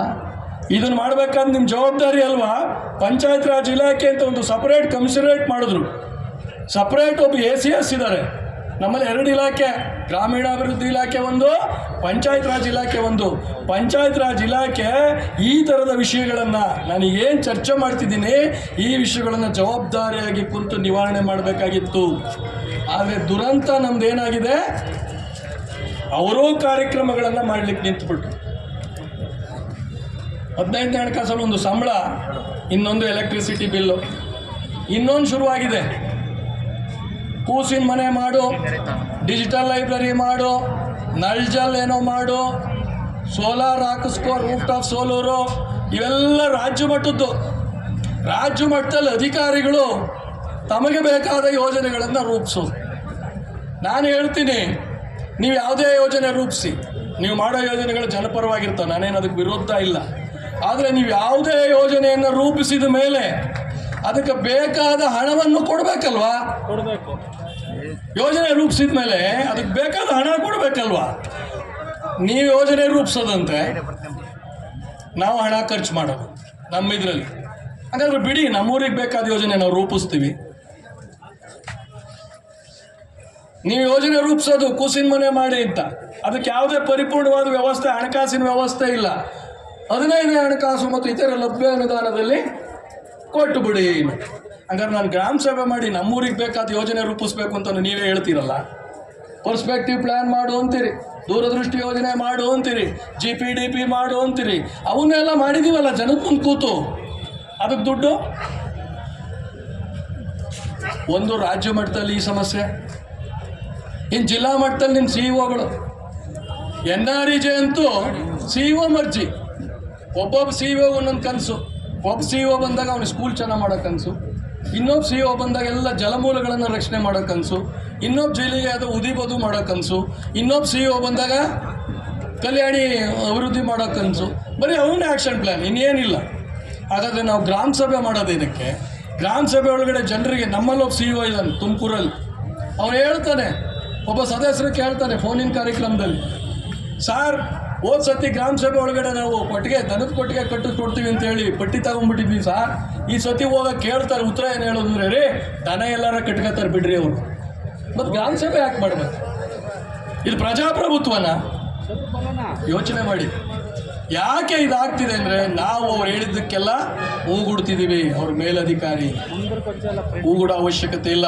ನಿಮ್ಮ EO ಆಗಲಿ, ನಿಮ್ಮ CEO ಆಗಲಿ ನಮಗೆ ಮೇಲಧಿಕಾರಿ ಅಲ್ಲ. ತಿಳ್ಕೊಬೇಕು ನೀವೆಲ್ಲ. ಮೇಲಧಿಕಾರಿ ಹೇಳಿದ್ದನ್ನೆಲ್ಲ ಮಾಡಬೇಕಾಗಿಲ್ಲ. ಅವ್ರೇನು ಹೇಳ್ತಾರೆ ಗೊತ್ತಾ? ಅವಾಗಲೇ ಲಕ್ಷ್ಮಣ್ ಹೇಳಿದ್ರು, ಅವ್ರೆಲ್ಲ ಕೇಳಿದ್ರೆ ಅದು ನಿಯಮಾನುಸಾರ ಅಂತ ಸೇರಿಸಿದೀವಲ್ಲ ಸರ್, ನೀವೇನು ಖರ್ಚು ಮಾಡಬೇಕು ಅಂತ ನಿಮ್ಗೆ ಇಷ್ಟ ಇಲ್ಲ ಅಂದರೆ ಮಾಡ್ದಿದ್ರು ನಡೀತದೆ. ಹಂಗೆ ನಡೀತದ ಸ್ವಾಮಿ, ನೆನೆ ಅದನ್ನು ಹೇಳಿದ್ರು ಮೇಡಮ್ಮು. ಇರುತ್ತಲ್ಲ ಸತೀಶ್ ಅವರೇ, ನಿಯಮಾನುಸಾರ ಅಂತ ಇರುತ್ತೆ, ನೀವು ಮಾಡಲ್ಲ ಅಂತ ಹೇಳ್ಬೋದು ಅಂತ. ನಾನು ಕೇಳ್ತೀನಿ ಅವ್ರು ನೀವು ವೇದಿಕೆ ಮೂಲಕ, ಯಾವುದಾರ ಅಧಿಕಾರಿ ಮೇಲಧಿಕಾರಿ ಓರಲ್ಲಾಗಿ ಹೇಳಿದ್ದನ್ನು ಮಾಡಲ್ಲ ಅಂತ ಹೇಳ್ತಾನ ಸ್ವಾಮಿ? ನಮ್ಮ ಮಾತು ಕೇಳ್ತಾನೆ ಅವನು? ನಮ್ಮ ಮಾತು ಹೆಂಗೆ ಕೇಳೋಕ್ಕೆ ಸಾಧ್ಯ? ನಮ್ಗೇನು ಅಧಿಕಾರ ಕೊಟ್ಟಿದ್ದೀರಿ ನಮ್ಮ PDO ಮೇಲೆ ನಿಯಂತ್ರಣ ಮಾಡಲಿಕ್ಕೆ? ಕಾನೂನಲ್ಲಿದೆ, PDO ಅಧ್ಯಕ್ಷರ ನೇರ ನಿಯಂತ್ರಣ ಮತ್ತು ಮೇಲುಸ್ತುವಾರಿಯಲ್ಲಿ ಕೆಲಸ ಮಾಡಬೇಕು ಅಂತ ಕಾನೂನಲ್ಲಿದೆ. ಸೆಕ್ರೆಟ್ರಿ, PDO, ಅಕೌಂಟ್ಸ್ ಅಸಿಸ್ಟೆಂಟ್ ಸಂಬಳನ ನಮ್ಮ ಅಕೌಂಟ್ಗೆ ಹಾಕಿ ಇಲ್ಲಿಂದ ಡ್ರಾ ಮಾಡಬೇಕು ಅಂತ. ನೀವೆಲ್ಲಿ ಸಂಬಳ ಕೊಡ್ತಾ ಇದ್ದೀರಿ? ನೇರವಾಗಿ ಅವ್ನ ಅಕೌಂಟಿಗೆ ಸಂಬಳ ಹಾಕ್ತೀರಿ, ಅವ್ನು ನಮ್ಮ ಕಂಟ್ರೋಲಲ್ಲಿಲ್ಲ. ಇನ್ನು ನಮ್ಮ ನಿಯಂತ್ರಣಕ್ಕೆ ಬರೋಕ್ಕೆ ಸಾಧ್ಯನೇ ಇಲ್ಲ. ಯಾಕೆಂದರೆ ಎಲ್ಲವನ್ನು ಇಒ ಅವರಿಗೆ ಸೂಪರ್ವೈಸಿಂಗ್ ಆಫೀಸರ್. ಈಗಿರೋ ವ್ಯವಸ್ಥೆ ಒಳಗಡೆ ನೀವು ನಿಮಗೆ ಅಧಿಕಾರ ಇದೆ ಅಂತ ಬಳಸಿ ನೇರವಾಗಿ ಪಂಚಾಯತ್ ರಾಜ್ ವ್ಯವಸ್ಥೆ ಆಡಳಿತದಲ್ಲಿ ಹಸ್ತಕ್ಷೇಪ ಮಾಡೋದ್ರ ಮೂಲಕ ಬರುವ 15ನೇ ಹಣಕಾಸಿನ ಸ್ವಲ್ಪ ಹಣವನ್ನು ನಿಮಗೆ ಬೇಕಾದಾಗೆ ಬ್ಲೀಚಿಂಗ್ ಪೌಡ್ರು, ಇಒಗೆ phenyl, water filter, router, rooftop solar, ಕೂಸಿನ ಮನೆ, ಡಿಜಿಟಲ್ ಲೈಬ್ರರಿ, ನಳ್ಜಲ್ಲು, NRLM, ಘನತ್ಯಾಜ್ಯ ವಿಲೇವಾರಿ ಸಂಬಳ, ಏನೇನು ಕೊಡ್ಬೋದು. ಸಾಕಾಗೋದೇ ಇಲ್ಲ. ನಮ್ಮ ಮನೆ ದುಡ್ಡು ತಂದು ಕೊಡ್ಬೇಕಷ್ಟೇಪ್ಪ. ನೆಕ್ಸ್ಟು ಇನ್ನೊಂದೇ ಬಾಕಿ ಉಳಿದಿರೋದು ನಮ್ಮ ಮನೆ ದುಡ್ಡು ತಂದು ಆ ಜನಕ್ಕೆ ಬಯಸ್ಕೊಳಂಗಿಲ್ವ. ನೀವು ಘನತ್ಯಾಜ್ಯ ವಿಲೇವಾರಿ ಕಟ್ಕ ಮಾಡಿದ್ರಿ, NRLM ಕೊಟ್ರಿ, ನಾವು ಹೆಣ್ಮಕ್ಳಿಗೆ ಕೊಟ್ಟಿದ್ದಕ್ಕೆ ನನಗೆ ದೇವರಾಣೆ ಬೇಜಾರಿಲ್ಲ, ನಾನು ಸಪೋರ್ಟ್ ಮಾಡ್ತೀನಿ. ಬಟ್ ಅದು ಸಸ್ಟೈನ್ ಆಗಬೇಕಲ್ಲ. ಒಂದು ಊರಲ್ಲಿ ಕಸ ಸಂಗ್ರಹಣೆ ಆಗಬೇಕಲ್ಲ, ಅದನ್ನು ಮಾರಿ ಅವರು ಆ ದುಡ್ಡನ್ನು ಕೊಡಬೇಕಲ್ಲ, ಸಂಬಳನ. ನನ್ನ ಪಕ್ಕದ ಪಂಚಾಯತಿಯವ್ರು ಹೇಳ್ತಿದ್ರು, ಸರ್ ನಾವು 1 ವರ್ಷ ಘನತ್ಯಾಜ್ಯ ವಿಲೇವಾರಿ ಘಟಕನ ಸಂಗ್ರಹ ಮಾಡಿದ್ವಿ ಸರ್, ಕಸನೆಲ್ಲ ಮಾರಿದ್ವಿ, 3,500 ರೂಪಾಯಿಗೆ ಹೋಯ್ತು, ಸಂಬಳದ ಖರ್ಚು 3.5 ಲಕ್ಷ ಬಂದಿತ್ತು. ಮತ್ತೆ ಇನ್ನು ಮಿಕ್ಕಿದ ದುಡ್ಡು ಕೊಡೋದೇಂದ್ರಲ್ಲಿ? ಯೋಜನೆಗಳನ್ನು ರೂಪಿಸುವಾಗ AC ರೂಮಲ್ಲಿ ಕೂತು ತಣ್ಣಗೆ ಹಳ್ಳಿಗಳೆಲ್ಲ ಹಿಂಗೆ ಇದ್ದಾವೆ, ಹಳ್ಳಿಗಳ ಬದುಕೆಲ್ಲ ಹೀಗೆ ಇದೆ ಅಂತೇಳಿ ಅಸ್ಯೂಮ್ ಮಾಡ್ಕೊಂಡು ಕಲ್ಪನೆ ಒಳಗೆ ರೂಪಿಸಿದ ಫಲ ಇದು. ನಾವು ಅದನ್ನೇ ಹೇಳ್ತಿದ್ದೀವಿ, ಯಾವುದೇ ಯೋಜನೆಯನ್ನು ರೂಪಿಸಬೇಕಾದ್ರೆ ತಳ ಹಂತದ ಸದಸ್ಯರನ್ನು ಕರೆದು ಅಲ್ಲಿಯ ಸಾಧಕ ಬಾಧಕಗಳನ್ನು ತಿಳಿದುಕೊಂಡು ಯೋಜನೆ ರೂಪಿಸಿದ್ರೆ ಇವತ್ತಾಗ್ತಿರೋ ಸಮಸ್ಯೆಗಳು ನಮ್ಮ ಮುಂದೆ ಬರುವುದಿಲ್ಲ.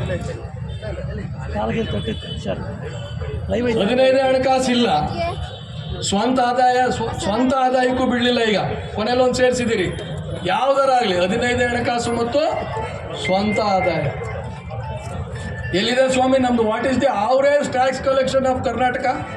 ಪಂಚಾಯತಿಗಳದು 5 ಲಕ್ಷ ಇದೆ. ಅಂದರೆ ನಾವು ಸಂಪೂರ್ಣವಾಗಿ ಟ್ಯಾಕ್ಸ್ ಕಲೆಕ್ಟ್ ಮಾಡಿದ್ರು ಅವರೇಜ್ ಪಂಚಾಯತಿಗಳಲ್ಲಿ ಕೆಲವು ಪಂಚಾಯತಿಗಳು ಒಂದು 50-60 ಪಂಚಾಯತಿ, ಬೆಂಗಳೂರು ಸುತ್ತಮುತ್ತ ಇರೋ ಪಂಚಾಯತಿಗಳಲ್ಲಿ 50 ಲಕ್ಷದ ಮೇಲಿದೆ. ಆದರೆ ಆವರೇಜ್ 5ರಿಂದ 6 ಲಕ್ಷ ಇದೆ. ನೀವು ಹೇಳಿದ್ದೆಲ್ಲ ಮಾಡೋಕ್ಕೆ ದುಡ್ಡು ಸಾಕಾಗಲ್ಲ ಅಂದರೆ ನಮ್ಮೂರಲ್ಲಿ ಜನ ಕೇಳ್ತಾರಲ್ಲ, ಅದನ್ನು ಮಾಡೋದೇನು? ನಮ್ಮೂರಲ್ಲಿ ಜಾತ್ರೆ ಆಗುತ್ತೆ, ಆ ಜವಾಬ್ದಾರಿ ನಾವು ನಿರ್ವಹಣೆ ಮಾಡಬೇಕು. ನಮ್ಮೂರಲ್ಲಿ ಏನೋ ಸಮಸ್ಯೆ ಬರುತ್ತೆ, ನಿರ್ವಹಣೆ ಮಾಡಬೇಕು. ಗ್ರಾಮ ಸಭೆಯಲ್ಲಿ ಯೋಜನೆಗಳನ್ನು ರೂಪಿಸಿದ್ವಿ, ನಿರ್ವಹಣೆ ಮಾಡಬೇಕು. ನಮ್ಮ ಶಾಲೆಗೆ ಏನೋ ಒಂದು ತಕ್ಷಣದೊಂದು ಪರಿಹಾರ ಕೊಡಬೇಕು, ನಿರ್ವಹಣೆ ಮಾಡೋಕ್ಕೆ ದುಡ್ಡಿಲ್ಲ. ಅಂಗನವಾಡಿಲಿ ಏನೋ ಸಮಸ್ಯೆ ಇದೆ, ದುಡ್ಡಿಲ್ಲ. ಮತ್ತು ಹೇಗೆ ನಡೆಸೋದು ಸರ್ಕಾರನ? ಒಂದು ಗ್ರಾಮ ಸರ್ಕಾರ ಅಂತ ಹೇಳ್ತೀರಿ, ಈ ಗ್ರಾಮ ಸರ್ಕಾರವನ್ನು ನಡೆಸೋದು ಹೇಗೆ? ಇದು ನಮ್ಮ ಪ್ರಶ್ನೆ. ಸಂಪೂರ್ಣವಾಗಿ ಮೇಲೆ ಕೂತು ರಾಜ್ಯ ಸರ್ಕಾರದಿಂದ ಹಿಡಿದು ನಮ್ಮ ಇಒ ತನಕ ಎಲ್ಲರ ಮನಸ್ಥಿತಿ ಒಂದೇ. ಗ್ರಾಮ ಪಂಚಾಯಿತಿಗಳು ಸ್ವತಂತ್ರ ಗ್ರಾಮ ಸರ್ಕಾರಗಳೆಲ್ಲ, ಅವು ನನ್ನ ಕೈ ಕೆಳಗಿನ ಬ್ರಾಂಚ್ ಆಫೀಸು ಅಂತ ತಿಳ್ಕೊಂಬಿಟ್ಟಿದ್ದೀರಿ ನೀವು. ನಾವಿಲ್ಲಿ ಏನಕ್ಕೆ ಸೇರಿದ್ದೀವಿ ಅಂದರೆ, ನಾವಿಲ್ಲಿಂದ ವಾಪಸ್ ನಿಮ್ಗೆ ಹೇಳ್ತಿದ್ದೀವಿ, ನಾವು ಸ್ವತಂತ್ರ ಗ್ರಾಮ ಸರ್ಕಾರಗಳೇ ಹೊರತು ನಿಮ್ಮ ಶಾಖಾ ಕಚೇರಿಗಳಲ್ಲ. ಇನ್ನು ನೀವು ಕಳಿಸುವ ಯಾವುದೇ ಆದೇಶವನ್ನು ನಾವು ಪಾಲಿಸೋದಿಲ್ಲ, ಧಿಕ್ಕರಿಸುತ್ತೇವೆ. ಇಲ್ಲಿನ ತನಕ ನೀವು ನಮ್ಮನ್ನು ತಿಳುವಳಿಕೆ ಇಲ್ಲ ಅಂತ ತಿಳ್ಕೊಂಡಿದ್ರಿ. ಹೌದು, ನಮಗೆ ಒಬ್ಬೊಬ್ಬರೇ ಇದ್ದಾಗ ತಿಳುವಳಿಕೆ ಇರಲಿಲ್ಲ. ಇವತ್ತು ನಾವೆಲ್ಲ ಒಂದಾಗಿದ್ದೇವೆ. ನಮ್ಮ ಶಕ್ತಿ ಸಾಮರ್ಥ್ಯ ನಮಗೆ ಅರಿವಾಗಿದೆ. ನಮಗೆ ಕಾಯ್ದೆ ಕೊಟ್ಟಿರುವಂಥ ಸಾಮರ್ಥ್ಯದ ಅರಿವಾಗಿದೆ, ಸಂವಿಧಾನ ಕೊಟ್ಟಿರುವ ಹಕ್ಕುಗಳ ಅರಿವಾಗಿದೆ. ಮಾತಾಡೋಕ್ಕೆ ಶುರು ಮಾಡಿದ್ದೇವೆ, ಸಂಘಟನೆ ಆಗಿದ್ದೇವೆ. ನಾವು ನಮ್ಮ ಹಕ್ಕುಗಳನ್ನು ಪಡೆಯೋ ತನಕ ಏನು ಗ್ರಾಮ ಸ್ವರಾಜ್ಯ ಅಂತ ನೀವು ಕಾಯ್ದೆಗೆ ಹೆಸರಿಟ್ಟಿದ್ದೀರಿ, ಅದರ ಉದ್ದೇಶಗಳೇನಿದೆ, ನಿಮ್ಮ ಪೀಠಿಕೆಯಲ್ಲೇನಿದೆ, ನಿಮ್ಮ ಕಾಯ್ದೆಯ ಪರ್ಪಸ್ ಏನು ಹೇಳ್ತದೆ, ಅದು ಈಡೇರುವ ತನಕ ನಾವು ವಿರಮಿಸೋದಿಲ್ಲ ಅಂತಕ್ಕಂಥ ಮಾತನ್ನೇ ಬಾಬು ಈ ಒಂದು ವೇದಿಕೆ ಮೂಲಕ ಹೇಳಲಿಕ್ಕೆ ಬಯಸ್ತೇನೆ. ಗೆಳೆಯರೆ, ಇಲ್ಲಿನ ತನಕ ಅನೇಕ ವಿಷಯಗಳನ್ನು ನಾನು ಪ್ರಸ್ತಾಪ ಮಾಡಿದ್ದೆ. ನಾವು ಇನ್ನೂ ಒಂದು ಕೇಳಿದ್ದೀವಿ, ನಾವು ರಾಜ್ಯ ಸರ್ಕಾರ ಕೇಳಿದ್ವಿ. ನಾವು ನಮ್ಮ ವಿಸಿಟಿಂಗ್ ಕಾರ್ಡಲ್ಲಿ ಲೆಟರ್ಡಲ್ಲಿ ರಾಜ್ಯ ಸರ್ಕಾರದ ಲೋಗೋ ಹಾಕ್ತೀವಿ. ಇಲ್ಲ, ಹಾಕೋಣಂಗಿಲ್ಲ, ನಿಮ್ಗೆ ಹಾಕೋಣಕ್ಕೆ ಬರಲ್ಲ, ಬಾಯಿ ಮಾತಲ್ಲಿ ಹೇಳಬೇಡಿ ಅಂತ ಮಾಹಿತಿ ಹಾಕ್ನಲ್ಲಿ ಒಂದು ಅರ್ಜಿ ಕೊಟ್ಟಿದ್ದೇನೆ. ಒಂದು ಕೇಂದ್ರ ಸರ್ಕಾರದ ಹೋಮ್ ಮಿನಿಸ್ಟ್ರು ಡಿಪಾರ್ಟ್ಮೆಂಟ್, ಹೋಮ್ ಮಿನಿಸ್ಟ್ರಿಯಿಂದ ಒಂದು ಸುತ್ತೋಲೆ ಇದೆ, ಒಂದು ಗೆಜೆಟ್ ನೋಟಿಫಿಕೇಶನ್. ಅದರ ಪ್ರಕಾರ ನಾವು ರಾಜ್ಯ ಸರ್ಕಾರದ ಕೇಂದ್ರ ಸರ್ಕಾರದ ಲೋಗೋನ ನಮ್ಮ ಪಂಚಾಯತಿ ಸದಸ್ಯರಾಗಲಿ ಗ್ರಾಮ ಪಂಚಾಯತಿಗಳಾಗಲಿ ಹಾಕೋಣಕ್ಕೆ ಬರಲ್ಲ. ಅದರ ಅರ್ಥ ಏನು? ನಾವು ರಾಜ್ಯ ಸರ್ಕಾರದ ಕೇಂದ್ರ ಸರ್ಕಾರದ ಭಾಗ ಅಲ್ಲ, ನಾವು ಸ್ವತಂತ್ರ ಸರ್ಕಾರ. ಅದಕ್ಕೆ ಅದೇ ತಾನೆ. ಹೌದು. ಅದಕ್ಕೆ ನಾವು ಸಪ್ರೇಟ್ ಒಂದು ಲೋಗೋ ಕೊಡಿ ಸ್ವಾಮಿ, ನಾವು ಮಾಡ್ಕೊಳಕ್ ಬರಲ್ಲ. ನಮಗೆ ಬೇಕಾದಂಥ ಕಾನೂನುಗಳನ್ನು ರೂಪಿಸೋ ಜವಾಬ್ದಾರಿಯನ್ನ ಸಂವಿಧಾನ ರಾಜ್ಯ ಸರ್ಕಾರಕ್ಕೆ ಕೊಡಿದೆ. ಇನ್ನೂ ಒಂದು ವರ್ಷದಿಂದ ಮಾಡ್ತಾನೆ ಇದೆ. ಮಾಡ್ತೀವಿ, ಒಳ್ಳೆ ಯೋಜನೆ ಚೆನ್ನಾಗಿದೆ, ಮಾಡ್ತೀವಿ ಅಂತ ಹೇಳಿ ನಮ್ಗವ್ರು ಹೇಳ್ತಾನೆ ಇದ್ದಾರೆ. ಇನ್ನೂ ಒಂದು ಭಾಳ ದೊಡ್ಡದಿದೆ, ಶಿಷ್ಟಾಚಾರ. ನಮ್ಮ ವಾರ್ಡಲ್ಲಿ ಒಂದು ಹೈಸ್ಕೂಲ್ ಬಿಲ್ಡಿಂಗ್ ಓಪನ್ ಆಗುತ್ತೆ. ಕೆಲವು ಸತಿ ಅಧ್ಯಕ್ಷರ ಹೆಸರು ಹಾಕ್ತಾರೆ, ಕೆಲವು ಸತಿ ಅವ್ರ ಹೆಸರು ಹಾಕಲ್ಲ. ಕೆಲವು ಸತಿ ಅಧ್ಯಕ್ಷರ ಹೆಸರು ಹಾಕ್ತಾರೆ, ಉಪಾಧ್ಯಕ್ಷರ ಹೆಸರು ಹಾಕೋದೇ ಇಲ್ಲ. ಉಪಾಧ್ಯಕ್ಷರ ಹೆಸರು ಹಾಕ್ತಾರೆ, ಸದಸ್ಯರ ಹೆಸರು ಹಾಕೋದೇ ಇಲ್ಲ. ಕೇಳಿದ್ರೆ ಪ್ರೋಟೋಕಾಲಲ್ಲಿ ಇಲ್ಲ ಸ್ವಾಮಿ, ಸ್ಟೇಟ್ ಪ್ರೋಟೋಕಾಲಲ್ಲಿ ನೀವು ಬರಲ್ಲ. ನಾವು ಹೋದ ಸತಿ ಹೋರಾಟದಲ್ಲಿ ಇದನ್ನು ಕೇಳಿದ್ವಿ, ಸ್ವಾಮಿ ಸಂವಿಧಾನದ ತಿದ್ದುಪಡಿ ಆಗಿದೆ, 73ನೇ ತಿದ್ದುಪಡಿ ಆದಮೇಲೆ ನಮ್ಮದು ಸಂವಿಧಾನಬದ್ಧ ಸಂಸ್ಥೆಗಳು ಅಂದರೆ ಈ ರಾಜ್ಯ ಸರ್ಕಾರ ಹೇಗೋ ಕೇಂದ್ರ ಸರ್ಕಾರ ಹೇಗೋ ಹಾಗೆ ನಮ್ಮದು ಗ್ರಾಮ ಸರ್ಕಾರ, ಒಬ್ಬ MLA ಹೇಗೋ ಮಾನ್ಯ ಸಂಸದರು ಹೇಗೋ ಹಾಗೆ ನಾನು ಅದೇ ಜನರಿಂದ ಹಾಕಿರುವಂಥ ಜನಪ್ರತಿನಿಧಿನಿದ್ದೀನಿ. ಅವ್ರಿಗೆ ಏನೆಲ್ಲ ಗೌರವಗಳು ಶಿಷ್ಟಾಚಾರದಲ್ಲಿ ಸಿಗುತ್ತೆ ನಮಗೂ ಸಿಗಬೇಕಲ್ಲ ಸ್ವಾಮಿ. ಅಧಿಕಾರಿಗಳು ಒಪ್ಕೊಂಡಿದ್ರು, ಕರೆಕ್ಟು ನೀವು ಹೇಳಿರೋದು. ಅದಕ್ಕೊಂದು ಕಮಿಟಿ ಮಾಡಿದ್ರು, ಶಿಷ್ಟಾಚಾರದ್ದು ಮಾಡಿಬಿಡ್ತೀವಿ ಅಂತ. ಇಲ್ಲಿನ ತನಕ ಇಲ್ಲ. ಆ ಶಿಷ್ಟಾಚಾರಕ್ಕೆ ತಂದುಬಿಟ್ರೆ ಒಬ್ಬ MLA ಅವ್ರಿಗೆ ಏನೆಲ್ಲ ಸರ್ಕಾರದ ವ್ಯವಸ್ಥೆ ಒಳಗೆ ಗೌರವ ಸಿಗುತ್ತೆ ಅದು ನಮಗೂ ನಿಮಗೂ ಸಿಗುತ್ತೆ. ಅದನ್ನು ನಾವು ಕೇಳಿದ್ವಿ, ಇಲ್ಲಿನ ತನಕ ಮಾಡಿಲ್ಲ. ಅದು ಮಾಡಬೇಕು. ಇದ್ರ ಮೂಲಕ ನಾವು ಅವರಿಗೆ ಒತ್ತಾಯವನ್ನು ಮಾಡ್ತೇವೆ.